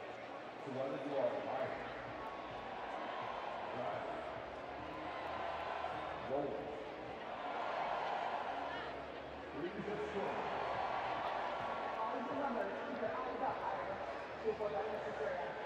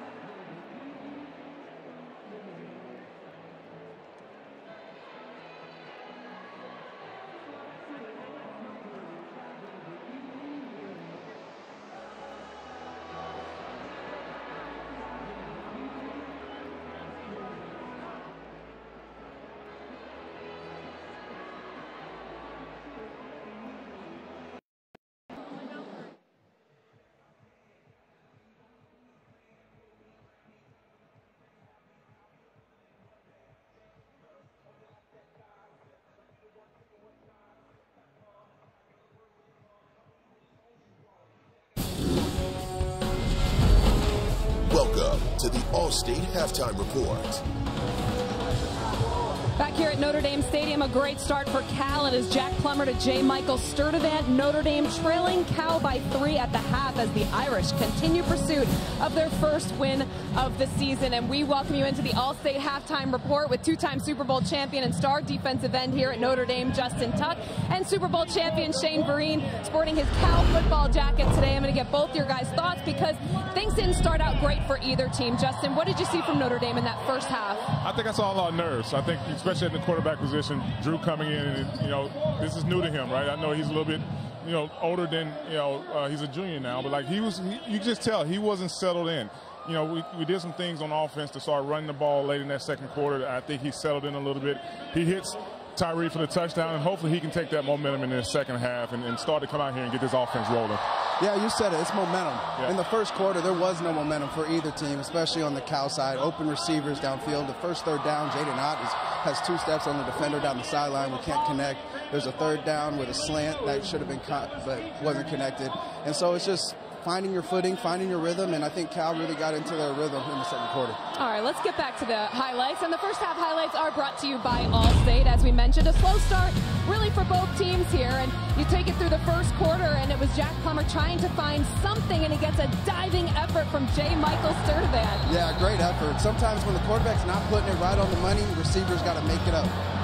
And again here, the touchdown to his number 1 guy, Sturdivant. Again, this makes Cal take the 7-0 lead, but then it was Notre Dame trying to generate something, and it's a missed field goal, but an offsides call here, Justin. Yeah, we were backstage watching this, and we obviously didn't see anything here. But look, whenever you get a break like this, Notre Dame, they got a break here, and we took advantage of it. We ran the ball, got the defense on their heels a little bit, and then this is a great play call by Tommy Reese to hit this play call and get Tyree right down the middle of the seam and get us a touchdown. Yeah, huge momentum swing for Chris Tyree there, getting the Irish on the board, and Drew Pine finally getting that touchdown, getting those nerves taken away, and then another touchdown here to end the half for Cal. Yeah, this is the young group of receivers that I've been excited about all season. They're making some tough plays, some tough catches. Yeah, if I'm Cal, I'm continuing to put pressure on the DBs from Notre Dame. Your wide receivers, they're tall, they're athletic, and they're making plays on their back end, and that's been the difference, I think, in the game right now. Y'all made some plays to get you in some really good scoring positions. We saw some frustrations very early on from Drew Pine and offensive coordinator Tommy Reese. We saw Michael Mayer trying to calm down his quarterback, but it seemed like there were some miscues, Justin, early on in this game for the offense. What in particular was troubling them so much? Well, I think, as you see this play right here, me and Shane was talking about it. whenever you blitz a quarterback on the back end, you always have to be on their upfield shoulder so if they spin out. But like, it's not just on Drew Pine. We had a 3rd and 1. We had the quarterback sneak for the first time. We have an offsides penalty, right? We have 3rd and 3. We have an offsides penalty, make us 3rd and 8. So this is a collective effort on our offense that we just didn't get the get rolling early in this first half. Like I said, hopefully we got the touchdown late. We can go in and make adjustments and hopefully come out in the second half and start to do what we're supposed to do on offense. All right, so it's Cal leading by 3 at the half. Moments ago, Zora Stevenson caught up with head coach Justin Wilcox.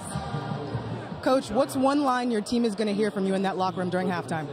Well, I think we just got to play smart football. We gave up a couple plays and made some poor decisions that cost us some penalties that resulted in points. But I love the way they're competing, and we just got to be a little better at the line of scrimmage on both sides second half. One of those penalties, the officials came up and talked to you after that offside call. What did they say right before? I'm not going to talk about that. Okay, thanks, Coach. Thanks. All right, not surprising that he doesn't want to reference that one, Shane. That kind of tells you all you need to know right there. But they are resilient. Things haven't been going well for Cal, but they've been a resilient bunch all season long. All right, well, Shane and Justin, your rings are impressive, but we're going to bring in another big ring, and it's Jason Kidd, an NBA champion and Hall of Famer. He's going to join us on the set next.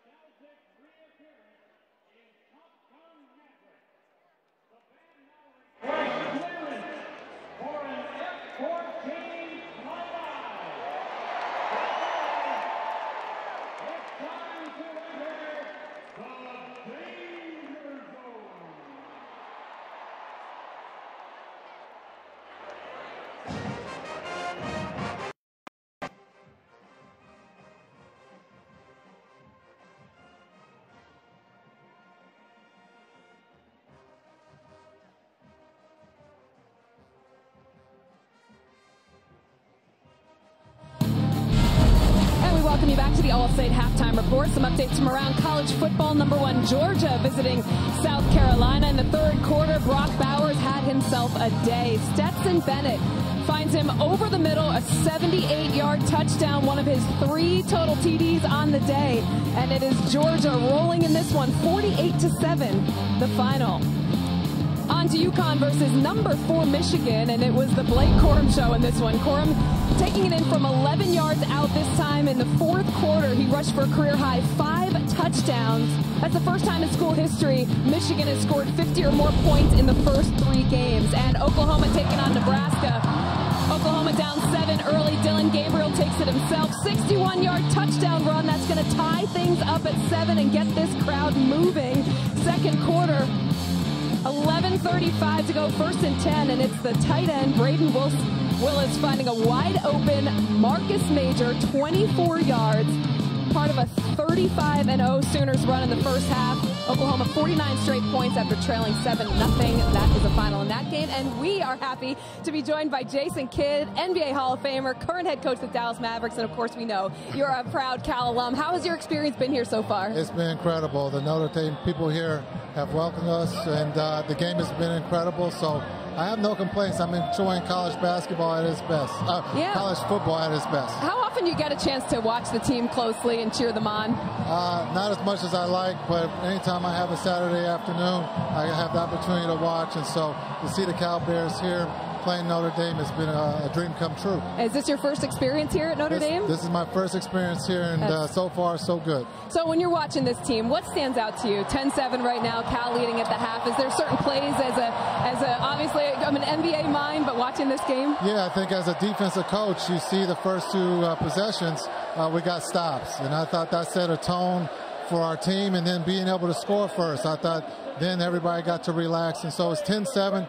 It's a low-scoring game, but probably more points here in the second half. Well, we have some exciting news as well. As the inaugural City Shamrock Classic basketball game is going to be held in St. Louis on Saturday, November 12th. The significance of this game, it is the first ever live broadcast of women's college basketball on NBC and Peacock. It's going to be Notre Dame and Cal. This stage is huge for these women. Jason, what will this mean for these basketball players? Well, I think it's first and foremost important that NBC is televising the first one in the basketball game. So it just shows the class, and also two great programs playing each other for the first time. So it's going to be a historic night, and I'm excited to watch.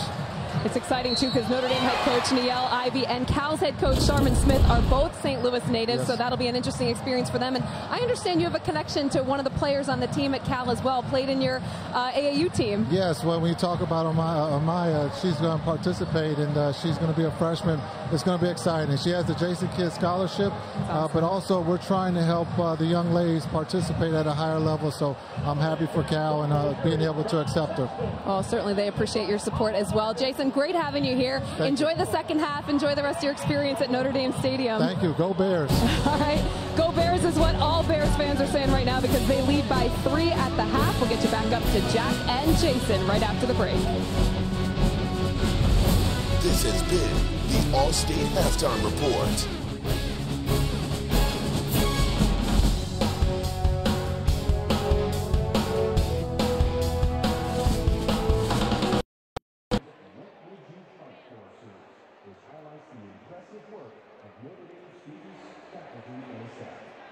After Hurricane Maria, Puerto Rico went without power for almost 6 months.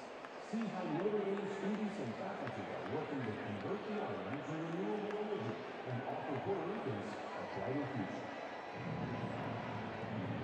Hurricane Maria, ravaging the island of Puerto Rico under shower on 165-mile-an-hour winds. Hurricane Maria was an unreal experience. People were in desperation around. It was the most devastating experience we've ever had here. We went without power for 5.5 months. When you're without infrastructure, electricity, you don't have water, you start losing people because they need medical care and they cannot receive it. After seeing the administration of the Red Cross, I decided to get out there and help. At the University of Notre Dame, ND Energy is working in support of a local community organization to convert homes and businesses to solar power and solve the reverse energy crisis. Our goal today is to produce a $9 student who is forced to work with the generator, operators, finance, engineers to sit down and come up with the best solutions that work for the community here in Puerto Rico and throughout the world. The students are studying the complexities of replacing fossil fuel and energy grids with renewable sources like solar, wind, and water. Using these solar panels, especially in these small communities, can literally save lives. The house we live on is actually a house where there's a family member that needs constant electricity.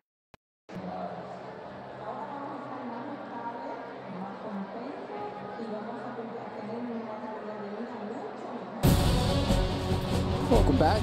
Cal leads 10-7, get the ball coming out to start the second half. It was a slow start offensively, then they got rolling. How did Plummer and company get it moving? Yeah, slow start for both sides. 3 and outs for both of them to start this thing, but Cal did get it going. It really was about the quarterback, Plummer. He used his feet to get away from people on some free blitzes, and then he found his young receivers. Yeah, time now for a look at the first half drive presented by Wagoneer. A lot of big plays in the passing game. You see Sturdivant, the big third down conversion, uses his feet there on the corner blitz. He's got Hunter in the slot here in man-to-man coverage. A perfect throw, and they come out on the naked. After the big explosive play, he finds Sturdivant again. So it's a good mix of run and pass. Once they got their rhythm, after those 3 possessions, it's a good mix of run and pass. Plummer was orchestrating the whole thing.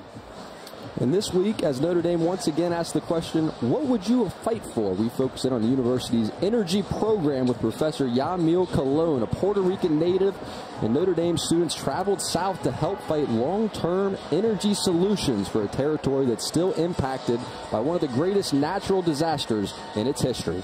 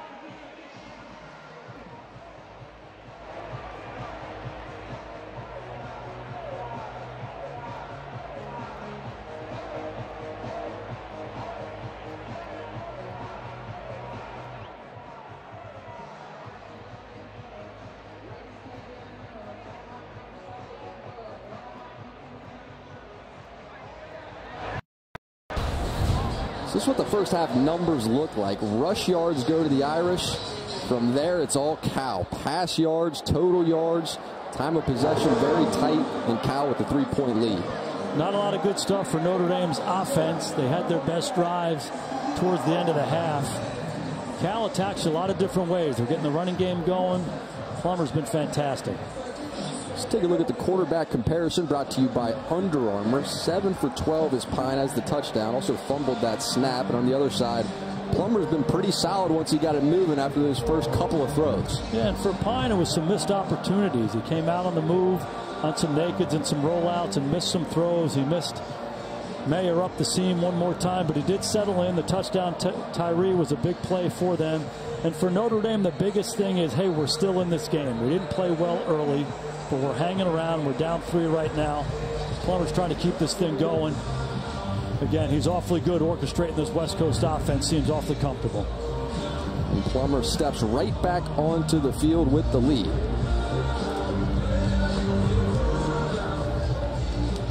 Zach Yoakum send it deep. And those talented wide receivers back deep for Cal. This is Anderson. Anderson, one of those young playmaking receivers. They like to get him the ball a lot of different ways on offense. That's why they have him back. Some magic to him. And he will get an opportunity. Here's Anderson. Blockers out in front, and good job by the coverage unit of the Irish. And let's go down to Zora. Well, I had a chance to talk to Notre Dame head coach Marcus Freeman at halftime, and Jack and Jason, you all have been talking about the fact that you're trying to watch Drew Pine settle into this football game. Marcus Freeman says he just sees him worried about things too much. He said, hey, he just needs to go play football, and he says that message holds for the entire team. Just go play football, and hey, have some fun out there, guys. Zora, thank you very much. You will have to wait. Plummer out first. Anderson bottom of the screen after the return.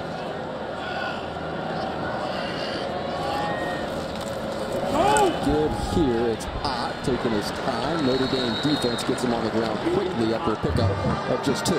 Under center runs for Cal. 75% of the time the quarterback is under center, they're going to run the football. And tendencies can be good. Musgrave used his tendencies to his advantage. They went under center, they ran it 5 times in a row, when they came back with the naked. So that's something to look for, that chess match between Bill Musgrave and Al Golden.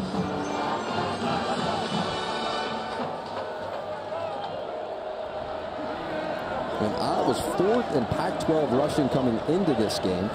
He has been the feature back. Here's pressure in his face, just trying to get rid of it and cannot. Down goes Plummer. Jason Alamilola dropped it. Jason Alamilola is relentless. You see him inside here playing the defensive tackle position, and he just keeps coming. The spin move shows his athleticism. He has a relentless nature about him. Led the Irish last year in quarterback pressures. He's just around the ball. Plays with a great spirit. A big stop for the Irish. Now a 3rd and 18.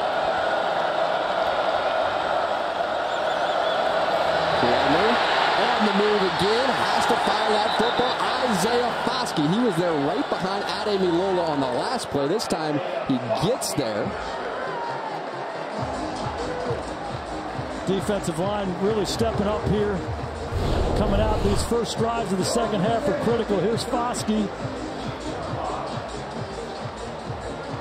He beats the tackle, gets in Plummer's face, forces him left. Plummer has no answer. Foskey spoke with Justin Tuck this week, and Tuck gave him one piece of advice. Be aggressive. Stop trying to be so perfect. Get after him. Good example there. Aggressive so far. That's his 4th pressure of the game so far.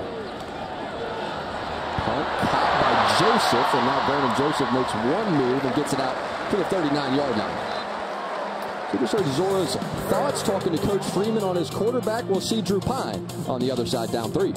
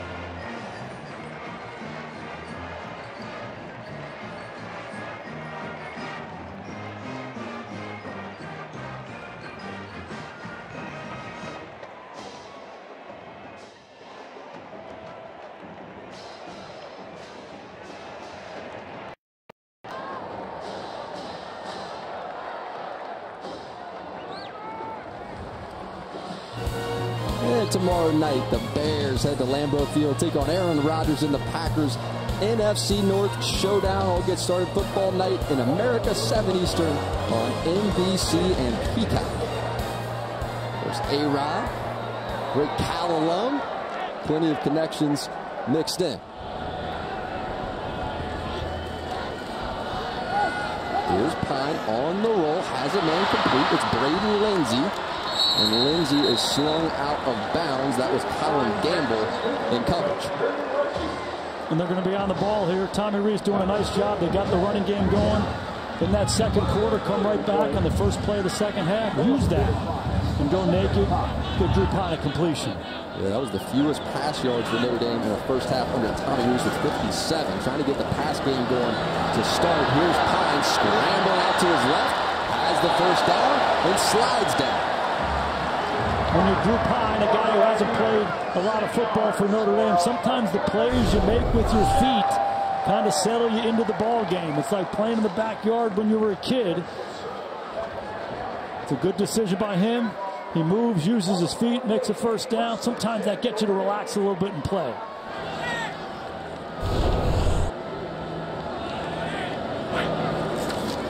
Now Pine, Estime up the middle. Big hole for Estime. Burst through it for Notre Dame first down. Finally brought down by Sherman at the end of it.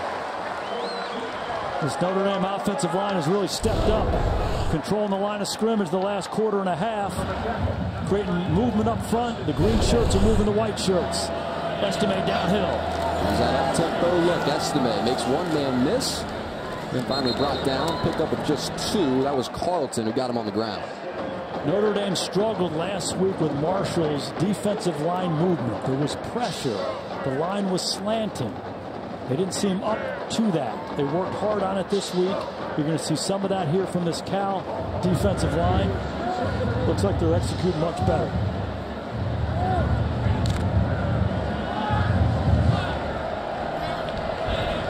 Shotgun look on a 2nd and 8. Salerno across the formation. Now back the other way. Looking towards Salerno. Has incomplete. Will set up a 3rd down and short. Again, Tommy Rees using Matt Salerno, one of their seniors who does the dirty work. He's typically in there to block strong safeties. Use that to your advantage. Make it look like it's going to be run by personnel. Go play action. Salerno, physical player out of Crespi High School in California. Good game for the Irish.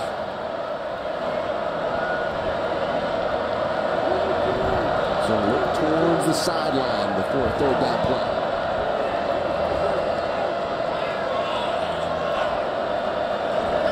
Here's Pine. Protection was good. He's going to roll right anyway. Now he fires down the sideline, and that pass goes incomplete. Penalty marker comes out late, though. It was Pine who took a hit, and flags flew shortly after.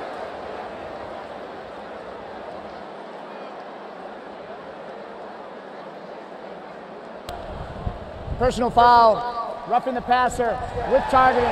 Defense number 51. That plays under further review. Pine using his feet one more time. He gets out in space.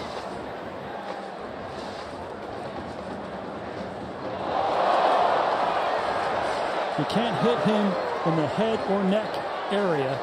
And Anzalatis, I don't think he's necessarily late there, but I think it's the shoulder to the head and neck area that drew the flag and caused the targeting.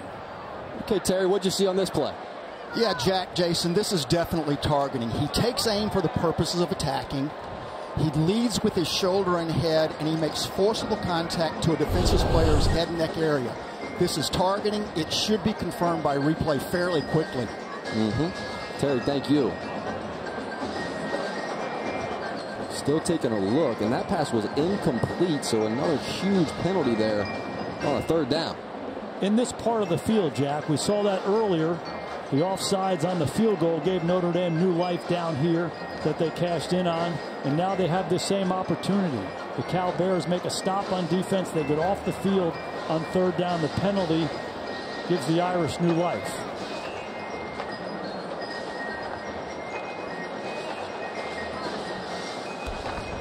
After further review, the ruling on the field of targeting is confirmed. Number 51 has been disqualified. 15-yard penalty from the previous spot, automatic, first down.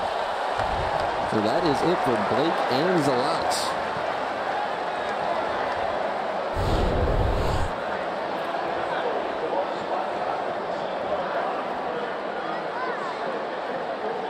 Again, it's that hit, forcible contact to the head or neck area. It's a good call.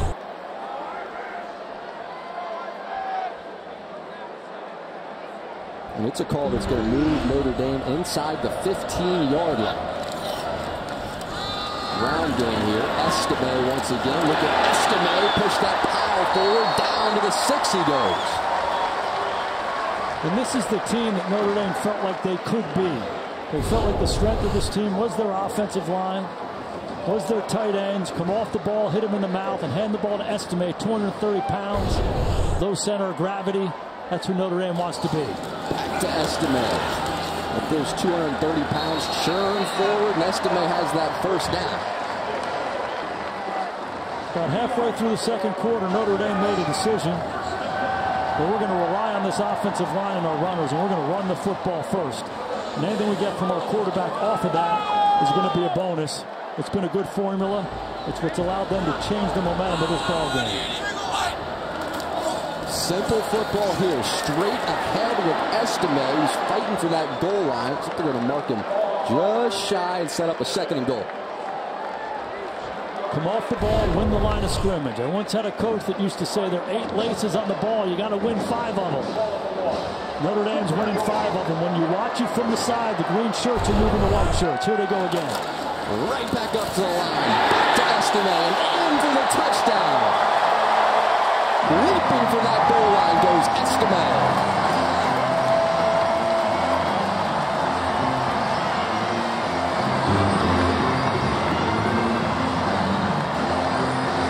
We go all the way back to training camp. We first visit with Marcus Freeman and Tommy Rees, and this is the vision they had for this offense. Play to the offensive line, play to the tight ends, play to this physical running game. They haven't done a great job of that through the first few weeks of the season. Starting to come alive for them now. Ran the same play about 4 times in a row, so hey, come stop it. Come stop it. Notre Dame takes the lead. 14-10 ball game as Pine gets the rock. In this second half, and straight down the field for the touchdown, the Notre Dame offense goes.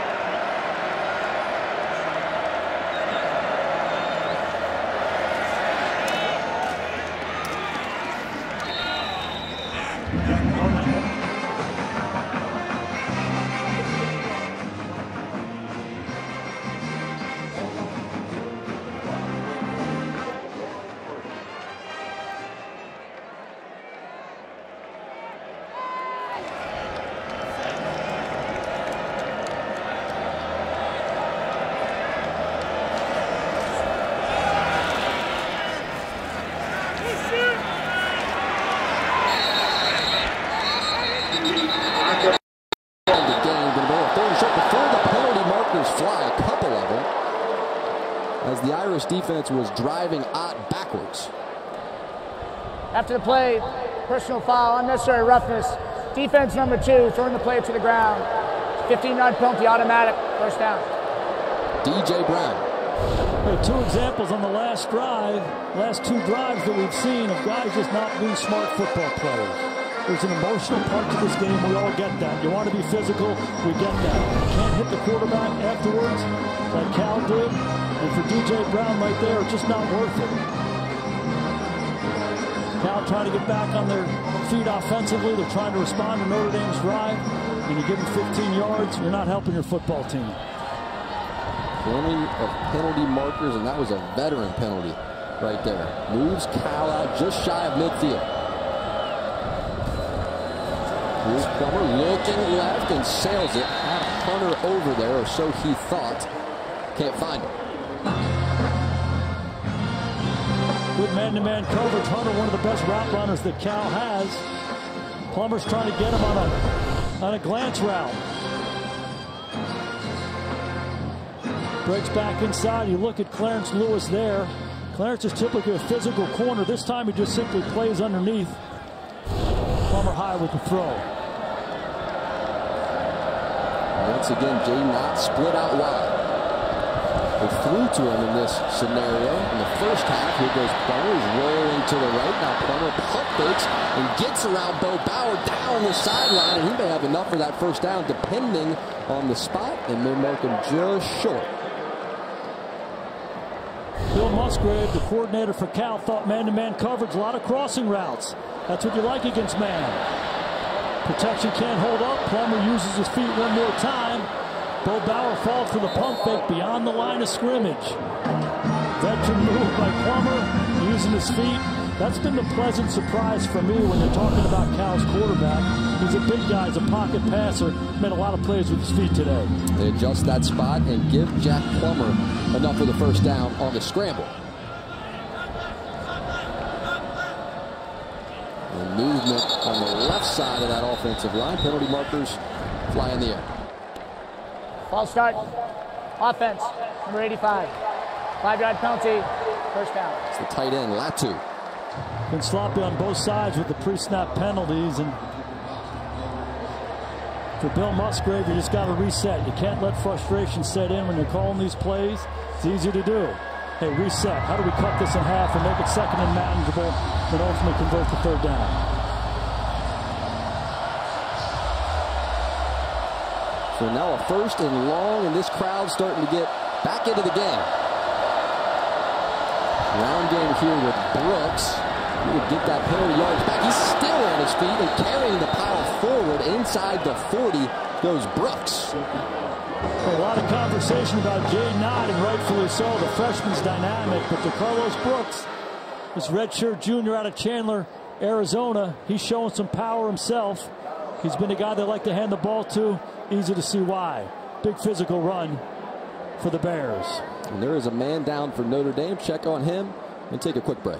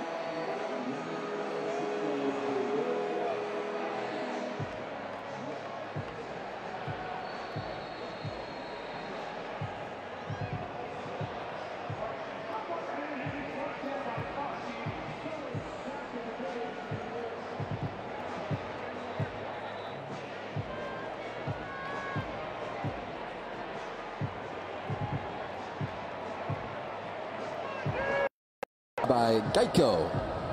So look at the Golden Dome, and that was Foskey who was the player down. They're still working on Foskey, and he has been very active in this game. 4 pressures and just 13 rushes. Jack, anytime you come down on your shoulder and then body weight of another guy comes down on top of that, it's a little bit of a cause for concern. Tyler Buckner felt that last week. He got sacked, on the run. Hopefully Foskey is okay. So now a 2nd and 5, and it's Brooks up the right side, and Brooks has a lane, now cuts it back. Inside the 15-yard line goes Brooks, and finally Joseph and Bertrand get him on the ground.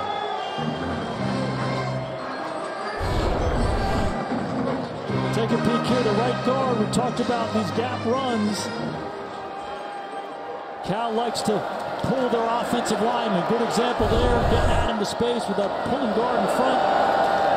Big run for the Bears. Gains number 4, and they go right back to Brooks, and he bursts through the initial level of that defense. Goes to that first down, which he can gain down to the 1. Set up a 1st and goal. That's the old run it again. They run it again. They get back up on the ball. They're going fast here. Got Notre Dame on the heels.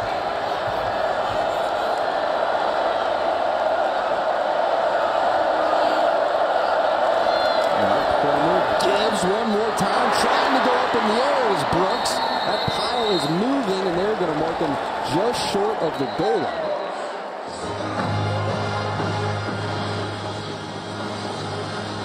Three different run plays, but the theme is run it, run it, run it. Let's run it at this Notre Dame defense. Notre Dame had been controlling the line of scrimmage. Bill Musgrave saw a little crease there, took advantage of it. Cal inches away. And now Jason Ademilola is down for Notre Dame. A couple of their best pass rushers, both shaken up on this drive. You take Foskey and Ademilola off this defensive line, they become different. Two of the best players on the defense, 2 of the best players in the program. They feel good about that defensive line depth, but those guys are playmakers. second and goal. Any calls that you like here if you're Cal? If I'm Cal, I hammer him again. 3 runs in a row. You're 6 inches away. Hammer him. Run the football right at him. Now trying to regain the lead. Ott back into the game.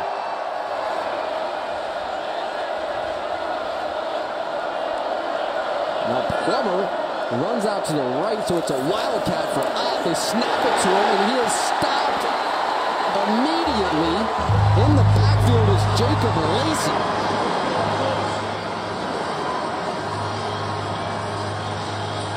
They're on the ball again.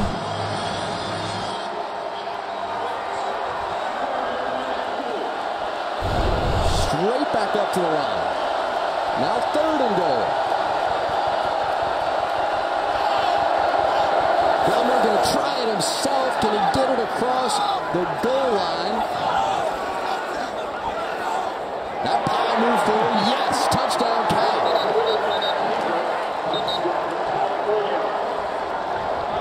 What's that thing, the old Occam's razor, Jack? All things being equal, the simplest solution was probably the right one. On 2nd down, Musgrave motions the quarterback out, direct snap to the halfback, and they try to run it. On 3rd down, they say, hey, let's just go quarterback sneak. The first play in football. We're 3 inches from the goal line. Let's snap the ball, hand it to Plummer. The low man wins in football. Cal was lower there, and they knock it in. Appears they want to take one more look, see if Plummer got the football across. Any doubt in your mind? I don't think there's any doubt. There was some movement up front. Looked like he found a crease. These are hard to overturn. Asking Terry McCauley, sometimes these are hard unless there's overwhelming evidence. Once they get a touchdown, it's hard to flip this over, right, Terry? Yeah, Jason, it is very difficult with all the bodies. Although I'm not sure why we're stopping the game here. This really isn't close. This is just kind of a useless stop, in my opinion, because they're not going to snap the ball until the ruling on the field stands. It's a touchdown. Until it's either confirmed or not. So that's just kind of a waste of everybody's time, in my opinion. I think they agreed with you, Terry. That was quick. To the review, Cal takes the lead. They can make the lead 3 with this extra point. They ran it the last 6 plays of that drive and ran it right into the end zone against that Notre Dame front. Ghetto is good. 17-14 Cal lead. So Notre Dame puts together a drive, and back comes Plummer in that run game. Cal takes the lead.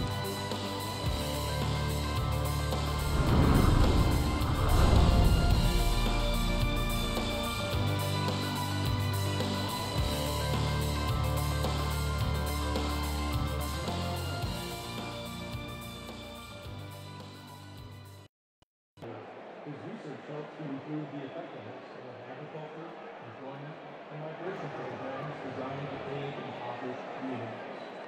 Professor Winters also leverages his expertise as Director of the Sustainable Development Concentration in the Master of Global Affairs program. For more on our composition, we capture the teaching of today's program, searching who's to the woman of God's global strategy, and today's key issues for the team on the all of them.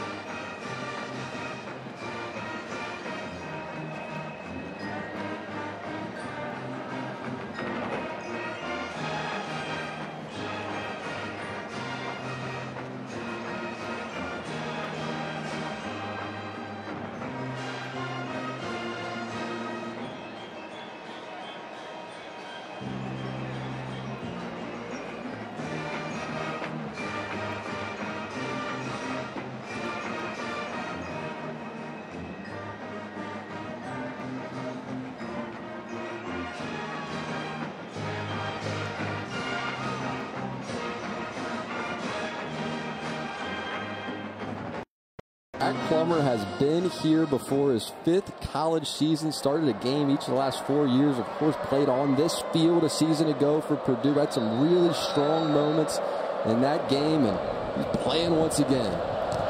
Cal Bears out in front, 17-14. It's time now for the player on the rise, brought to you by Hyundai.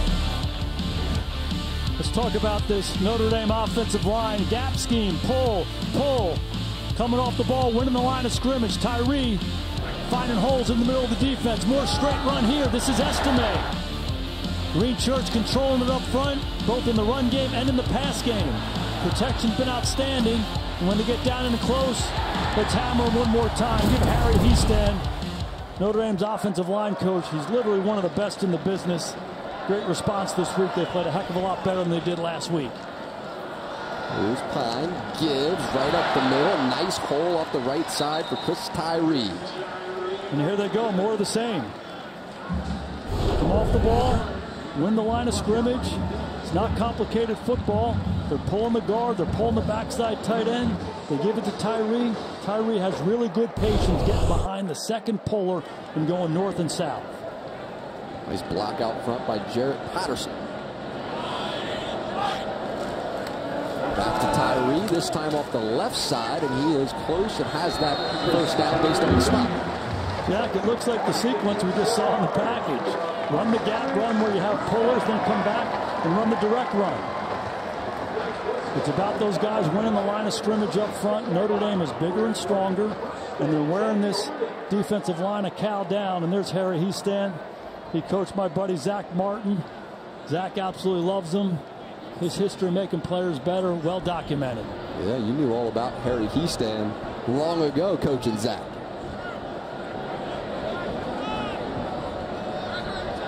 Brings Styles in motion. Now Pine rolls to his right, flips it to Styles, and Styles has room out in front, crosses midfield, and steps out of bounds with that first down. Love the mix by Tommy Rees, Notre Dame's offensive coordinator. Run it, run it, run it. They got to gear up for run. You come back and you run that naked. Drew Pine puts it in, pulls it out. He struggled with these throws early in the ball game. Nerves were getting him. Much better throw right on the chin of Styles. Styles is excellent run after catch. Still looking to get Mayer going. In the slot to the right of Pine.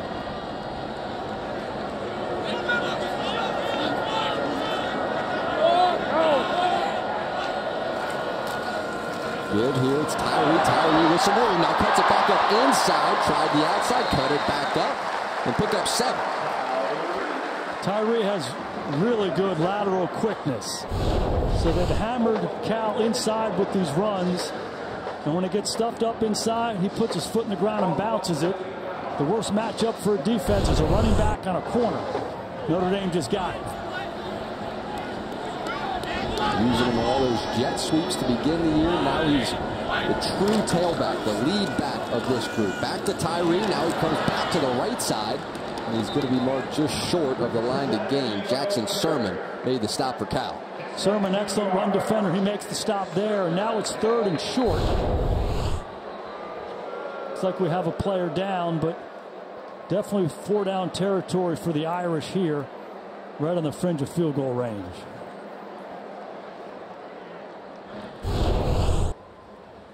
Yeah, we'll check on the injury and be right back. Cal leads by 3.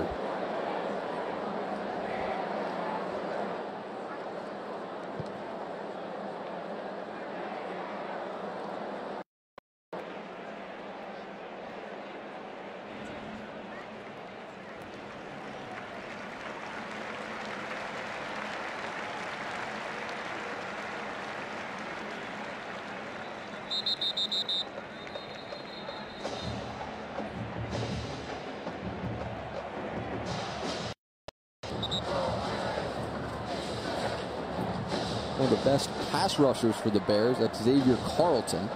Leads the team in sacks and pressures. He was shaken up, and they will check on Carlton. We got 3rd, and we're inside of 1 here with the Irish. This Cal Bear defense needs to step up here. Notre Dame has run the ball well. Again, 4-down territory for them. I can see them run it twice. Here's Estime trying to just plow forward and able to do it successfully. Those chains are moving. Excellent push up front by this Notre Dame offensive line, and they're really starting to control this game.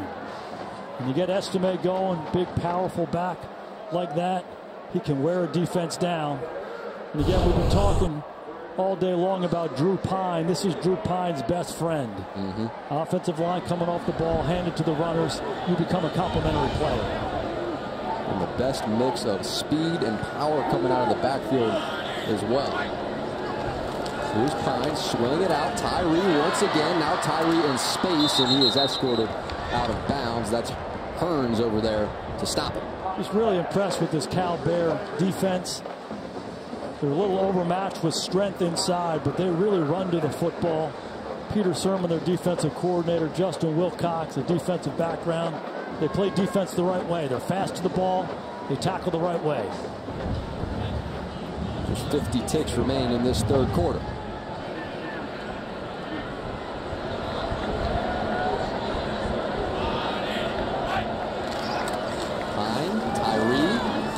Tyree trying to move forward and does, and he picks up 5. It's going to bring up a third and manageable here for Pine. What happens when you run the ball and you go high percentage, you get yourself into some of these third down situations. Time and time again, you have to convert. The best offenses make first downs on first and second down. But this has been a good formula for Notre Dame. It's allowed them to quiet the game down and really control the game as we go to the fourth quarter here. Going to let this clock wind down and flip to the other side of the field.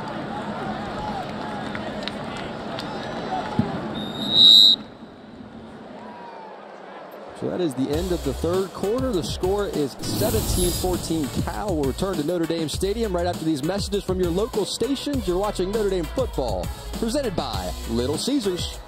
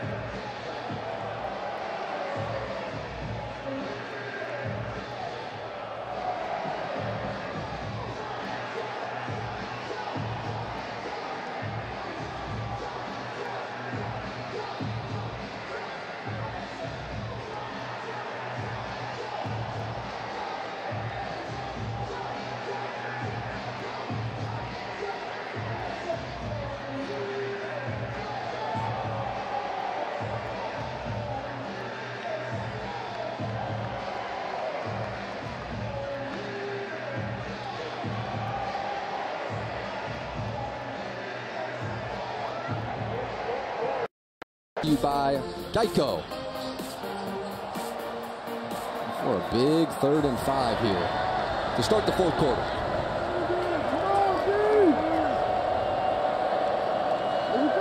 Estime, the tailback. Mayer slot left. Here's Pine taking his time. Protection's good. Down the middle, Pine goes. That pass is bobbled and then eventually falls incomplete. Braden Lindsay had an opportunity for it. Irby back there in coverage. Lindsay aligns on the right-hand side and runs a post. The protection again is good. Drew Pine throws the ball in the middle of the defense. He's a little bit behind with the throw. Lindsay trying to keep it alive. Now it's Groupie's turn.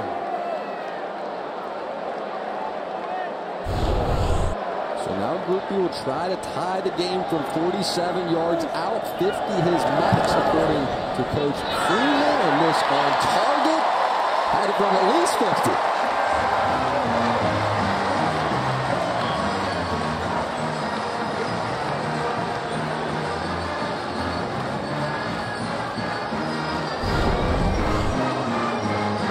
Groupie's been outstanding all year long. The operation is clean. Snap, hold, kick. And never a down. We'll take a look at Marcus Freeman using the body language to get it between the pipes. Another good response by this Notre Dame offense. It comes back to this offensive line. Their ability to run the football. I've been impressed with Cal all day long, their ability to come back and respond. They responded to Notre Dame's touchdown drive. We'll see what the Bears can do here. Groupie stands at just 5'7", $156. But all the confidence in the world stepped into that one. Ties the ball game at 17 a pop. Take a look at Bill Musgrave visiting with Jack Plummer, talking through what the next drive is going to be. Get your eyes forward. Content to let this go for a touchback. So what do you like offensively so far on the part of Cal? If you're Plummer, you're this offense. Musgrave, what are you going back to when you need it most? Well, one of the big questions for Notre Dame is the health of their defensive line. Foskey was out. Jason Adamalola was out on that last drive. Cal responded by running the football in the red zone 6 straight times. And Plummer scored on the quarterback sneak. So a little bit thin on that defensive line. I see a mix of run and pass. That's when they're at their best.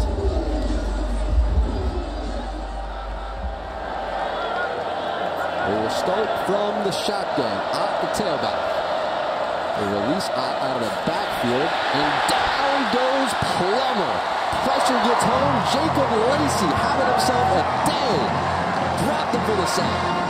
He sure is. Lacey has shown up time and time again, and talk about taking advantage of an opportunity. 2 starters are out. This Cal Bear offensive line has struggled with this inside spin move. We saw from Adamalola early. Lacey cues it up. This is not the game that Cal wants to be in.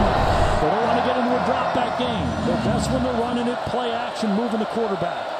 I would anticipate a high percentage throw here to try to make a third manageable.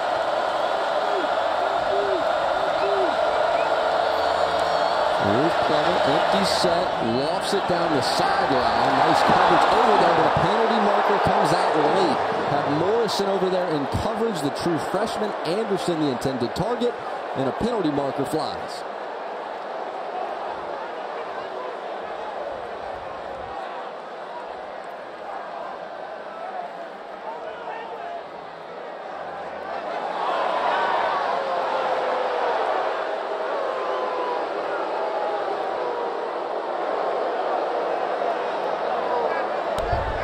Pass interference. Offense number 3. The penalties decline. 3rd down. They get Hunter. Offensive pass interference. Taking a shot down the field. The coverage was really good.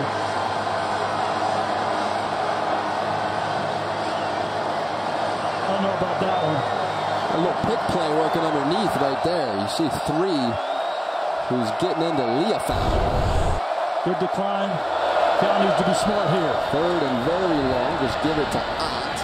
Try to make a little of that yardage back and just gets 3, and it's going to bring out the punt group. It's a good call by Bill Musgrave right there. When 3rd and extra long like that in this kind of a game, the way your defense has played for most of the game, don't do something stupid there. Run the ball, punt, and play to your defense. Put it back on Drew Pine's lap. See if your defense can get off the field and give your offense another opportunity as we go in this 4th quarter. So Sheehan on the boot. And it's Brandon Joseph back deep to receive.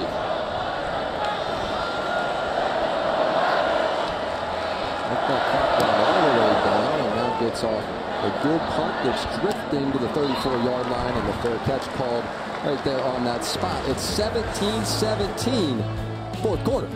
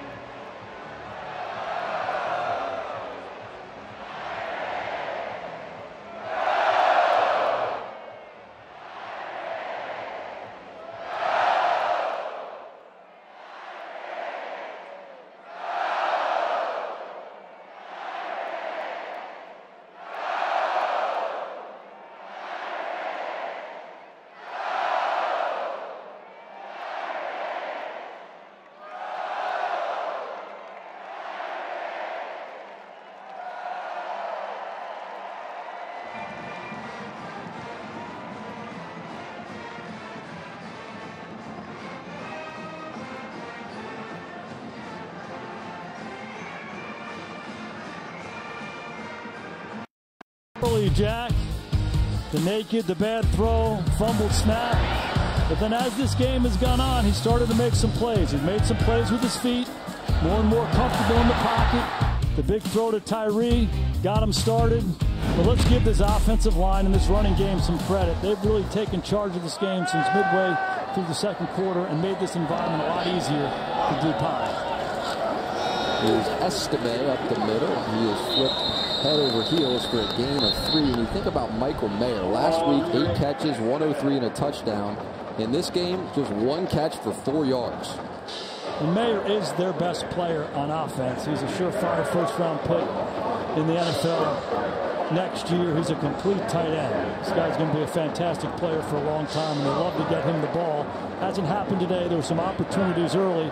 I would see him being a target as this game winds down. And Tyree in motion. A couple running backs in the game. Fakes now, rolls and flips it to Tyree. Now Chris Tyree loses his footing, but not before he picks up that 1st down. This has been a good play for Notre Dame all day long. Some missed opportunities early, executing it better as the game goes on. And it's a movement, a naked, off of a run look. The same way they're running the ball, they're simply asking Pine to pull it. And no better guy than Tyree to get the ball to in space. 19 touches for Chris Tyree. Career high for him. We're kidding about getting him involved. Here goes Estime right up the middle of the defense for a pickup of 4. And these are these gap runs that we talk about. They wear a defense down. Puller. Estimate, get in behind them. It's a way to cut the defense. Create a hole in the middle of that defense, and then you bring 230 pounds north and south downhill. Hard to stop.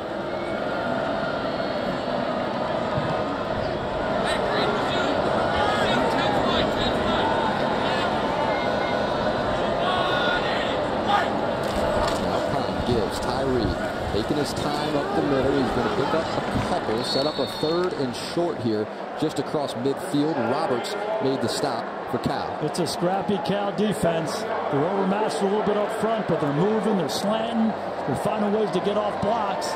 And now Notre Dame again in one of these sticky 3rd and 3s. These are not easy.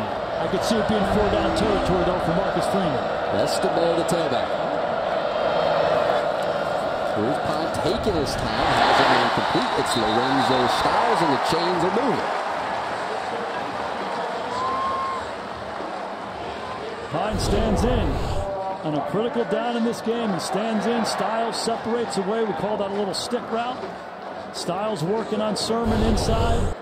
Pine is on time and he's accurate. Take away the touchdown. That's his best throw of the day at a critical moment. That was something you noticed about Pine immediately. He sees it fast and he releases it fast. Got the ball out quickly there. Couple running backs in the game. Now they'll move Tyree to the slot. Pine delivers right up the middle of the defense. It's Estime who has room out in front. Ends up just falling to the ground, but he is down to the 6-yard line on the reception. Estime's 230 pounds. He runs the angle route. There's nobody in that weak hook area. He breaks back inside. Gets the defender. Jernigan running to the flat. Excellent call by Tommy Reese. The execution on the money for the Irish. Gain of 36 on the grab.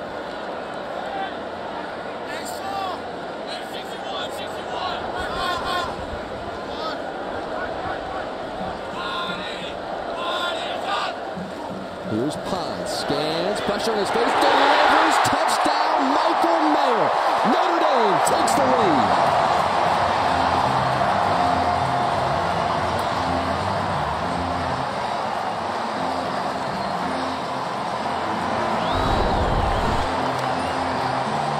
Drew Pine has come up big. Watch Mayer here in the slot. He runs up and breaks back inside. There's nobody in the middle of the defense. It's pressure. It's cover 0.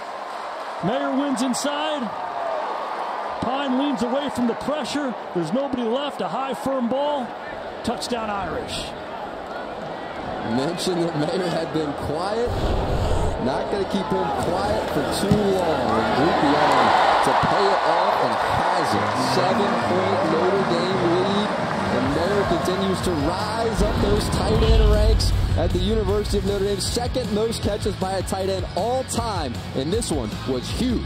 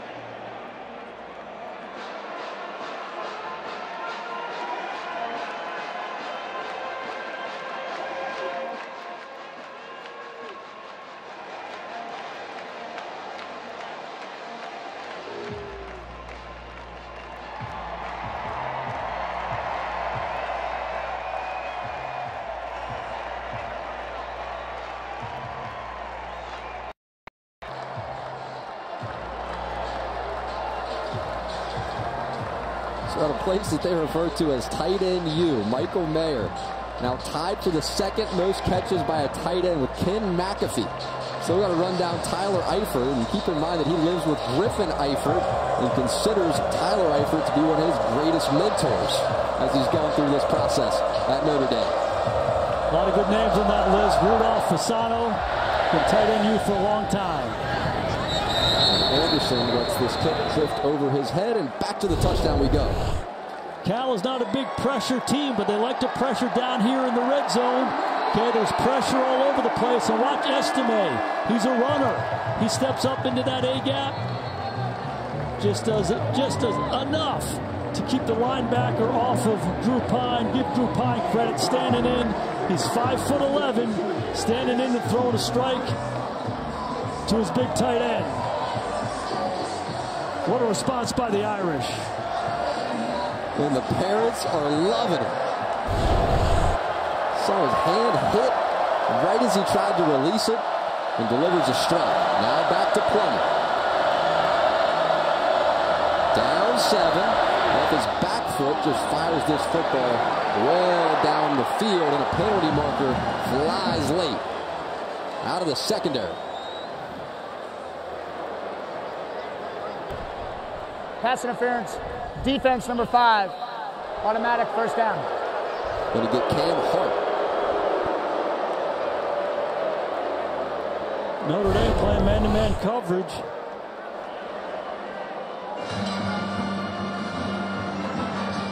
And Cam Hart just simply tackles Sturdivant. Going to be a double move. Knocks him to the ground. It's a good call by the officials.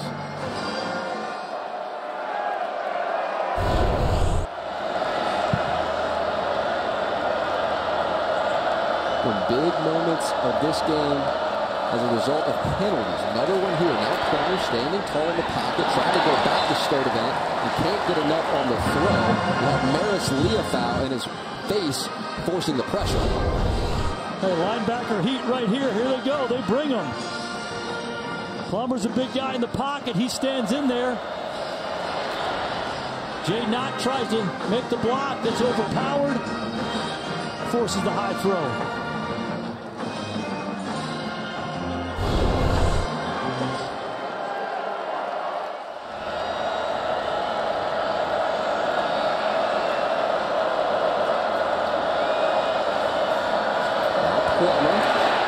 Again, steps up and through, and he's going to scramble. There is space out in front. Plummer still going down the sideline, and down to the 40 he will go inside Notre Dame territory.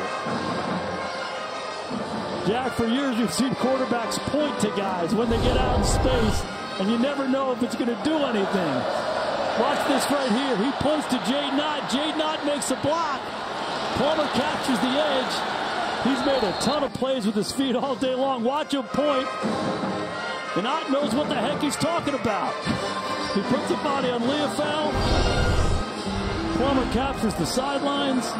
He has been fantastic all day long using his feet. Another big play for the Cal Bears. He picks up 24 there on the truck. Flip it out. Trickery here. It's Sturdivant. End around. The double reverse. Now Sturdivant turns it upfield. He's only going to get 3 yards. They get it to the back and then flip it to Sturdivant. Irish defense there. That's one of those plays. Bill Musgrave, the offensive coordinator for Cal, he's got circled. Hey, when I get to this fringe area of the field after a big play, I'm dialing it up. Sometimes you can make a big play and then come right back. Catch the Notre Dame defense, chasing the ball. Good discipline on the back end by the Irish. This time it's Ott. Tries that left side, and there is nothing there. Interior of that Notre Dame defense stands tall. Had Howard cross there, getting some push. They sure do. And now we're getting to that sticky area of the field. 38-yard line. It's 3rd down. Cal can't go backwards here. Wouldn't be surprised to see some pressure from Notre Dame to try to get him out of field goal range. 3rd and 8. You see Foskey comes back into the game. Fires. He's looking for Sturdivant again and cannot find it. Tariq Bracy, who has been tremendous all season long, step for step in coverage. I said pressure. They went four-man rush, and they just guarded him. Gracie, one of their best defenders. Turdevant breaks inside on the slant route. A lot of green shirts in there. Plummer just needed to put the ball a little bit more on Turdevant right there. About 4th and 8. Got to go for it here. I like the decision by Wilcox. Looks like a four-man rush. Brooks as the tailback. 4th and 8. Here's Plummer stepping up. He's going to try to run again. There's space in front, and Plummer cuts it back on inside down to the 22-yard line. A couple huge scrambles on this drive. By far the biggest story for the Cal Bear offense has been Jack Plummer's ability to use his feet to make big plays. Time and time again, when he sees the Notre Dame defense in man coverage, he's finding ways to break the line of scrimmage. These have been backbreakers for the Irish. There's DeCarlos Brooks leading the way with a nice block. This time just sails the throw. Looking for Brooks in the passing game and cannot connect. Sometimes when you're a quarterback like Plummer and you're running it, and you're running it again, and you're running it a third time on a drive, you simply get tired. He's got a flat route right there, and he throws the ball over his receiver's head, just trying to take a breath. A huge 4th down pickup with his feet, giving the Cal Bears an opportunity to stay in this drive and tie this ball game late in the 4th quarter. That was Plummer's 4th scramble for 10-plus yards today alone. Not known to be a runner like that, but going to it when he needs to. Now Plummer looking left, and that is broken up. Clarence Lewis all over him. Hey, Cal goes to a four-man look. There's 3 receivers on the right. They motion the back to the right. There's a single receiver on the backside. Good job with Plummer's eyes. They throw a slant on the backside. It's man-to-man with a third of the field all by yourself. It's good defense by Lewis. Big-time stop by the Irish.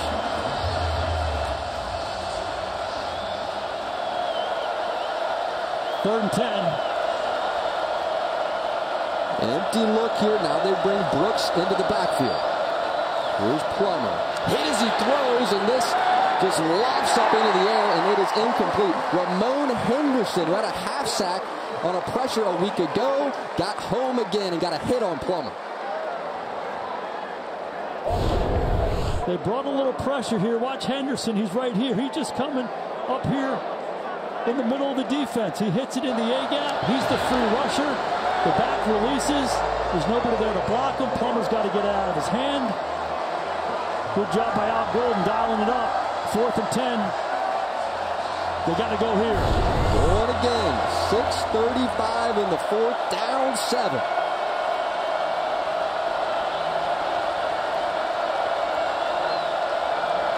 Here's Plummer trying to step up and through and cannot.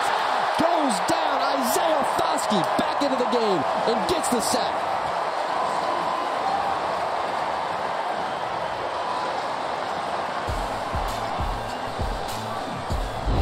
That is Foskey's 11th game with the sack since 2021, and what a moment to get Plummer on his backside.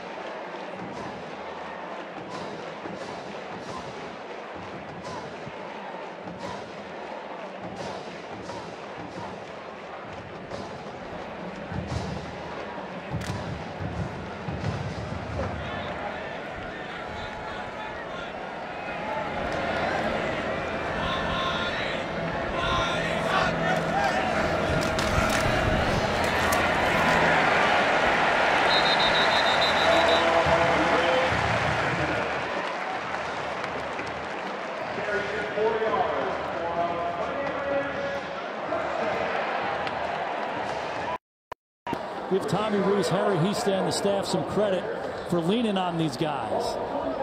They're bigger and stronger than the Cal front, and they've taken this game over, and it gives this offense so much confidence. I keep using that expression, quiet the game down. It's quieted the game down.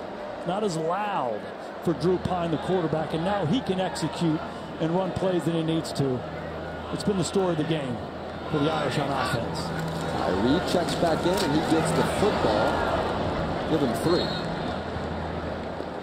And one thing you'll notice is they're repeating the runs. You're going to see the same runs over and over again.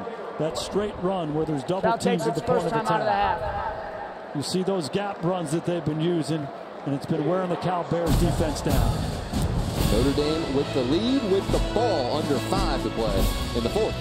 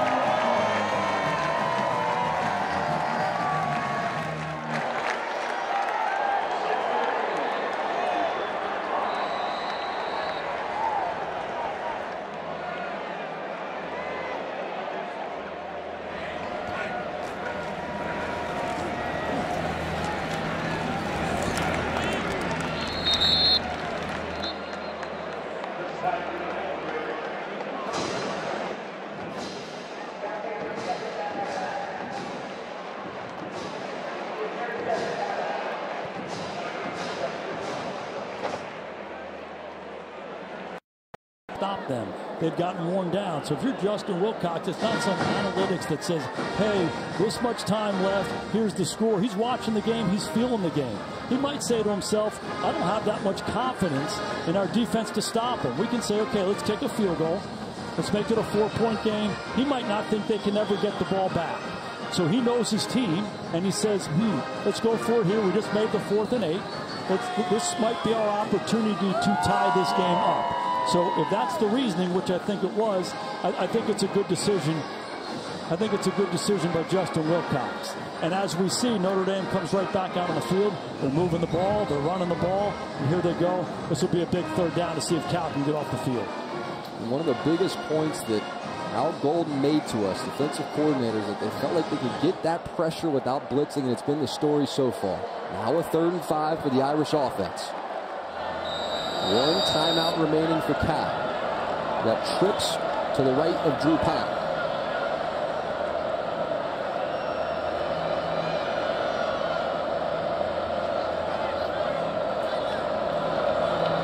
Estime into the backfield.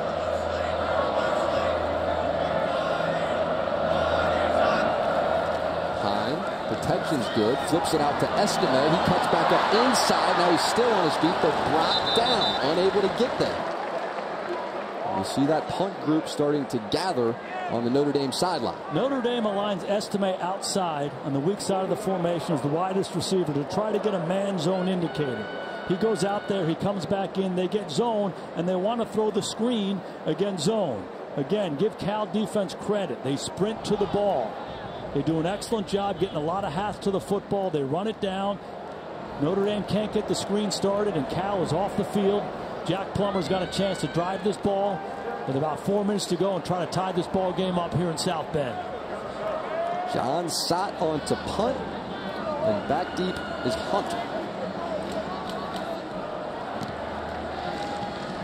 Fair catch called for. Standing right there at the 7-yard line. So nice work there by the punt group of the Irish backing up Cal. And Cal needs a drive down 7.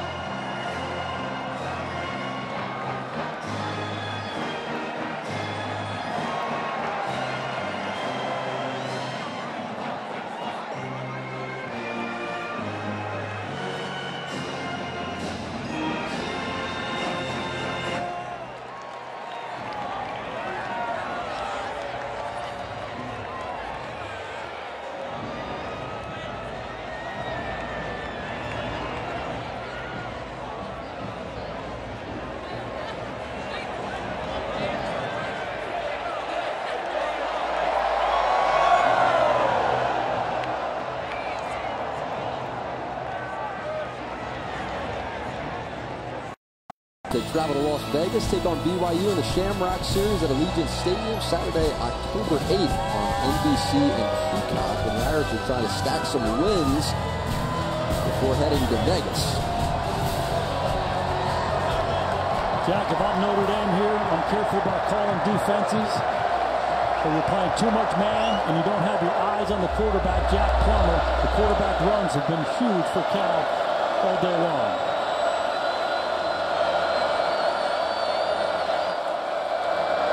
Play action. Plummer looking deep down the field. Thought he had a man in Sturdivant and cannot connect. Al Golden didn't listen. He played man-to-man. Sturdivant's made a lot of good plays for Cal today. He's the outside receiver. Works his way down in. Excellent coverage outside by Cam Hart. No place to throw it. Maybe a little grab there. Terry, what do you think? I think they're both grabbing each other, Coach. There's no foul there. Good. 2nd and 10 now.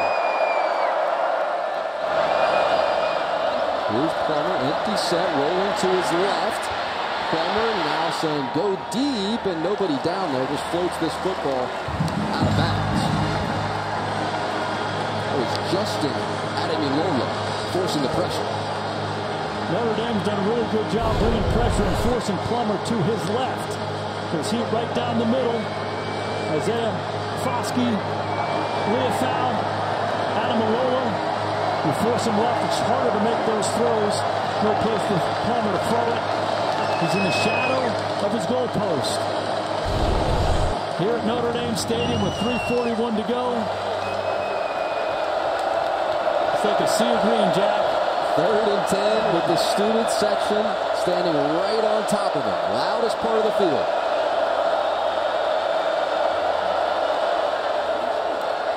Here's Plummer, and Plummer is met immediately in the backfield. It's Jason Ademilola. Back to the 1-yard line.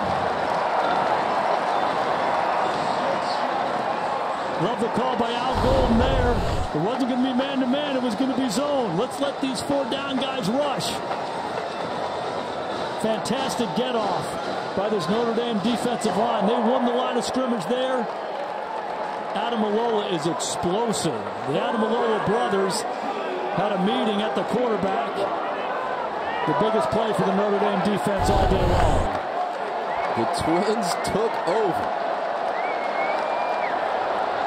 Well, Jamison Sheehan from deep in his own end zone gets the punt away. Here is Joseph, who steps underneath of it, now takes his time and gets it to the 42-yard line. Now just 1 timeout remaining. So if you are Coach Freeman, what is running through your mind? You know the way that this game started, got gritty from there. Now you have the lead with 2:44 remaining. He made a big emphasis to his team. We talk a lot about finish. It's about play 1, then play 2. Start fast, play well in the middle, and then you got to finish. Now it's finish time. Okay, you're up a touchdown, 2:44 to go. They have 1 timeout. We call this 4-minute. They're going to run the football, force Cal to use the timeout. They can't run out of bounds. They can't throw the ball and get an incompletion. They just got to bleed this clock down. They got to handle the mechanics of this game the right way.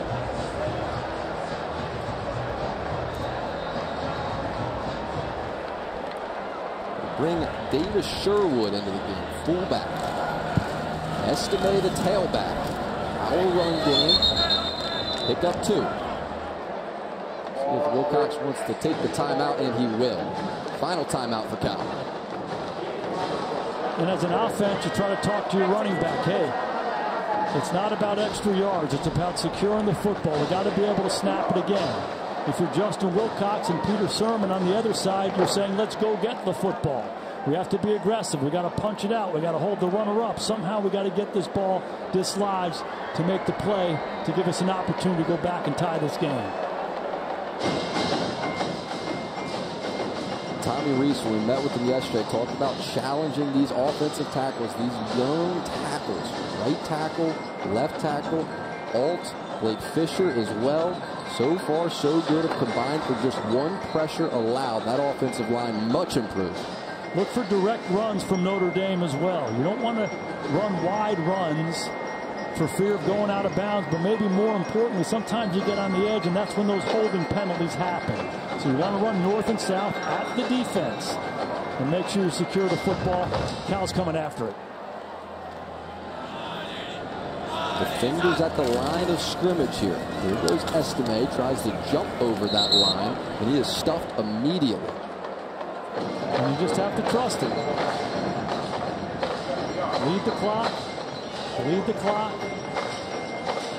In this situation, I could see some kind of a quarterback run. If you throw it at all, it's got to be a quick screen. I'd err on the side of handing it one more time, punting it, playing field position. Would you let Pine throw here? If you do, it's got to be a screen. It's got to be a high percentage throw. They leave Sherwood, the fullback, in the game. I'd hand it to the big guy. Give does go to Estime, and there is nothing there. So Roberts, who made the stop. So tick, tick, tick. 37 more ticks can come off the clock. Jack, the other piece of this thing, it's a 7-point game, 24-17. It's not like Cal needs a field goal to tie. Okay, so you put your punter out there. It's been fantastic. Controlling field position all day long. You punt the ball back there. You put Cal in that situation again where Plummer's in the shadow of his own goalpost. He's got to go the length of the field with no timeouts. It's the right way to play it. Looks like Freeman will let clock wind all the way down and then use the first timeout of this second half.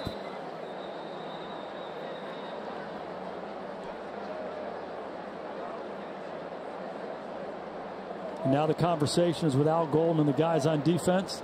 Understand the situation that you're in.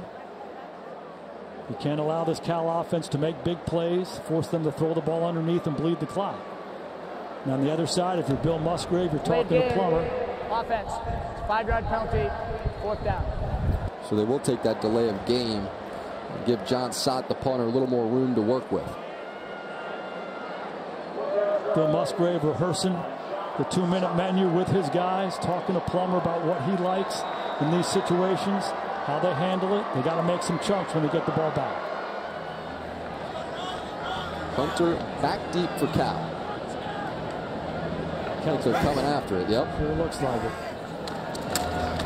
Punt is away, and the punt is going to head into the end zone. So a break for Cal there. And they'll start from the 25 with a buck. 1 minute and 3 seconds remaining on that clock. 1:03. And it's a good decision by Justin Wilcox to come after it, because if you don't get it, the byproduct is he has to rush the punt, less likely to pin you back there. So 1:03 to go. You're down a touch. You got no timeouts. Remember, in college football, as we all know, when you make a first down, the clock is going to stop momentarily to get it reset. You have to use that.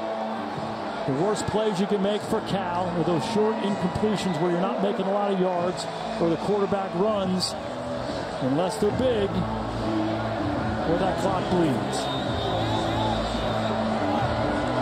The star power on that defensive front has been getting after Plummer. Foskey, Ademilolas as well. Here's Plummer, drops, and that is a high throw and intercepted. Picked off. Right there, Clarence Lewis, who has been so much better this season, trying to put this game away. And Jack, you said it. It starts with what's happening up front. This Notre Dame defensive line has come alive here in the second half and made a very uncomfortable environment for Jack Plummer. And you see it right here. They play zone. It's a 4-man rush. Plummer feels the green jerseys all around him. By the defense. Plays under further review to look at potential targeting. And they play zone. The Notre Dame secondary has their eyes on Plummer. The ball comes out. Throws it right to Clarence Lewis. He's been big for the Irish all day long. But they're going to see if this is targeting right here, and that was J.D. Bertrand, who took a shot on Ott. And Jack, that is textbook targeting. They're going to review that. I'm going to speak for Terry on that one. That's going on the targeting clinic reel, right, Terry? It appears that way to me too, Jason. Yeah, he leads with the head. He's a defensive player, makes forcible contact to head neck area. This sure looks like targeting. And as we look at it, it appears to occur before the interception, which means it's going to be a 15-yard penalty from the previous spot if they do indeed add targeting here. Cal keeps the ball. Wow. So just when you thought Clarence Lewis was going to put this game on ice, things may get a whole lot more interesting.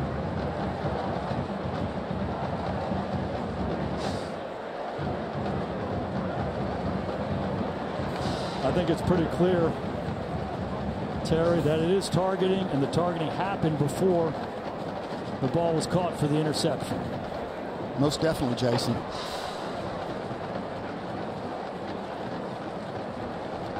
And the emotions on the face of Marcus Freeman. Thought for about 10 seconds everything was looking good. Finally inside Notre Dame Stadium, Gonna have to wait a little longer. 56 on the clock. After further review, before the interception, personal foul, targeting the defenseless receiver, defense number 27. It's a 15-yard penalty by rule. Number 27 has been disqualified. It'll be Cal football, 15 yards from the previous spot, first down. It's the right call. There's no doubt it's the right call. It's why they have targeting in. Forcible contact to the head neck area, and it happened before the catch. It's the right call. It gives the Cal Bears new life. Big thing for Notre Dame here is you just got to reset. You simply got to reset, forget the last play. We're still in a great position here. They have the ball on the minus 35-yard line with less than a minute and no timeouts, and they need a touchdown. I like the approach of rushing 4 and playing zone behind it.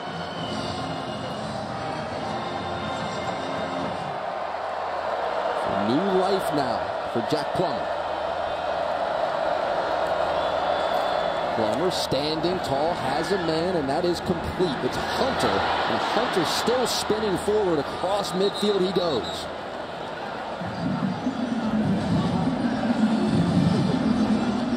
They just worked the slant on the backside. Hunter, a big, strong target. The run after catch was huge there for Cal. So that clock paused momentarily with the first down. Now Plummer swings it out to the left side, and it's caught by Anderson. And he takes himself out of bounds to stop that clock once again. 37 on the clock. Done a good job making the first down to stop the clock and then getting out of bounds. High percentage throws. Plummer looks comfortable.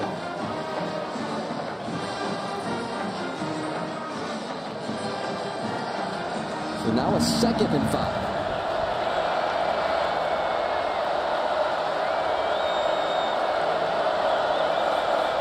Here's Plummer, pressure getting there. Foskey was in his face, gets it out incomplete anyway. It's Jaden Ott, and Ott has that first down, so that clock pauses at 30. What a fantastic play by Plummer. Free rusher in his face. He finds Ott. They make the first down. It pauses. They're going to restart it here in a second. Here they go. So now Plummer out to the right side, and that is complete once again. Directly back to Ott, and he's able to get out of bounds. And for Al Golden in this Notre Dame defense, sometimes you're going to get a little antsy here. We got to do something. Hey, reset. 22 seconds to go. They have the ball on the 29-yard line. They have no timeouts. They got to score a touchdown. Force them to throw the ball underneath you. Been good by Plummer, just simply moving the ball and giving his team a chance. At some point, he'll take a shot.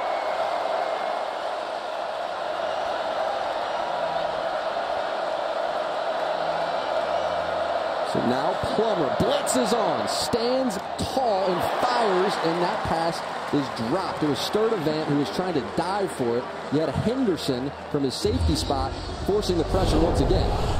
There was some pressure, but they played some zone behind it. It's kind of matchy. We're going to match these guys in our zone.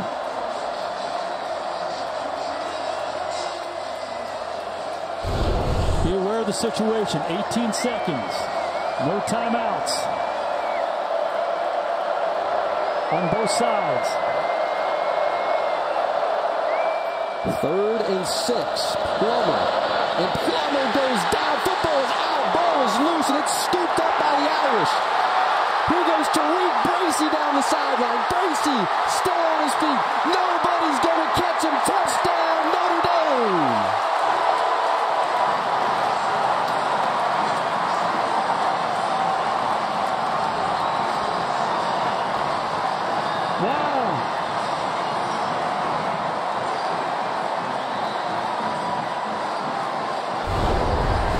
The pass rush came alive when they needed to. Rushing 4. Moving on the field is a fumble recovered by the defense. The previous play is under further review. If replay determines if it is a pass, it'd be a foul for intentional grounding on the play. That was Justin Ademilola. In his face was the knee down. His knee is down, and he still has the ball.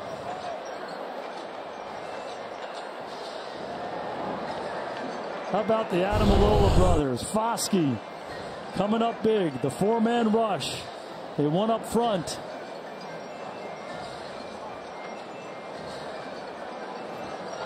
So, Terry, what specifically are they taking a look at here? So they're going to see the knee down with possession. So they're going to rule him down and reverse it and replay. Replay is going to reset the clock to the point at which the knee was down. At that point, it becomes a 10-second runoff because he's down in bounds. So whatever the clock was when his knee was down, they're going to subtract 10 seconds at that point and then start the clock on the ready for play. And the big thing for Cal in that situation is starting the clock on ready for play. So they have to get on the line of scrimmage and be ready to roll once the thing sorts itself out.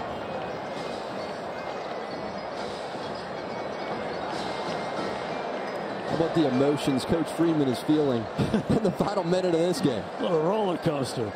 You thought the game was over with the interception. You get the targeting. Now you get the sack, fumble, picked up, run back for a touchdown.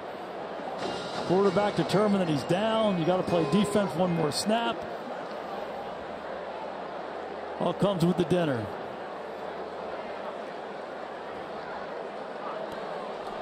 After further review, the quarterback's right knee was down. Therefore, the ball will be placed at the 35-yard line where it will be 4th down. Since the game clock would have continued running, we're going to reset the game clock to 15 seconds, and we're going to take away 10 seconds. So please set the game clock to 5 seconds. It'll start on my signal. It'll be 4th down for Cal. 5 seconds to go, and it's going to start on the ready. So Cal has to get on the line of scrimmage here and get ready to throw it. Here's a look at the play again. Clearly he's down. Look at the clock. It's 15. They got the mechanics of this thing right. And with the 10-second runoff, it brings you back to 5 seconds. Cal needs to get on the line of scrimmage. Official needs to communicate with the quarterback. They need to get into a play, and Cal needs to throw this thing into the end zone. 7 defensive backs. 5-yard line or further back for the Irish. Here comes Foskey, forces a pressure. Plummer gets away from it. Now lofts this toward the end zone, and that pass is still in the air, and finally incomplete. You gotta be kidding me. Both Hunter and Anderson in the area with an opportunity. It bounced again.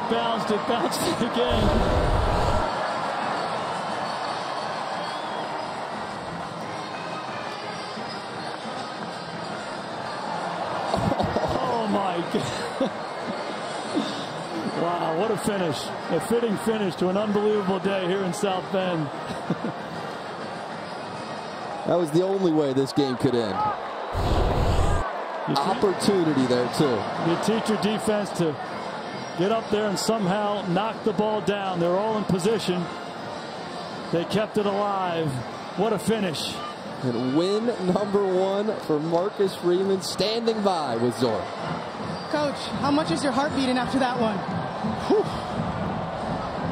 We find a way to just keep it close. I'm proud of our guys for finishing. There's a lot of teaching, and there's a lot of plays that we got to learn from, but we're going to savor this victory. This is not just the program's first win this season. This is your first win as the head coach of this historic university. Why is this a moment worth remembering for a long time? Well, I love these kids, and I love this place, and this is for this place. This is for the University of Notre Dame. This is for these kids that just worked their tails off, and I'm so happy for them and proud of them. This is going to be one of many to come.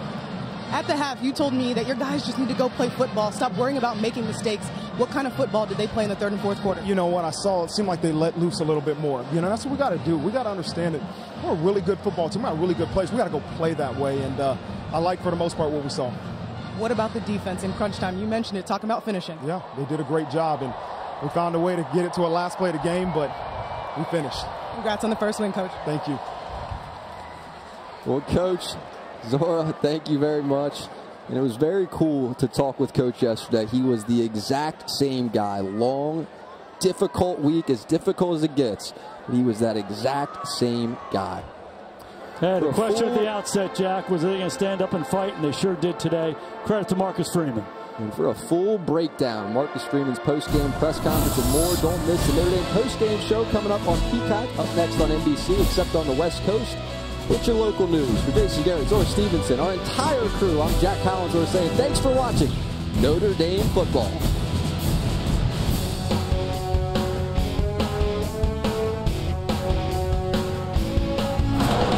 You've been watching Notre Dame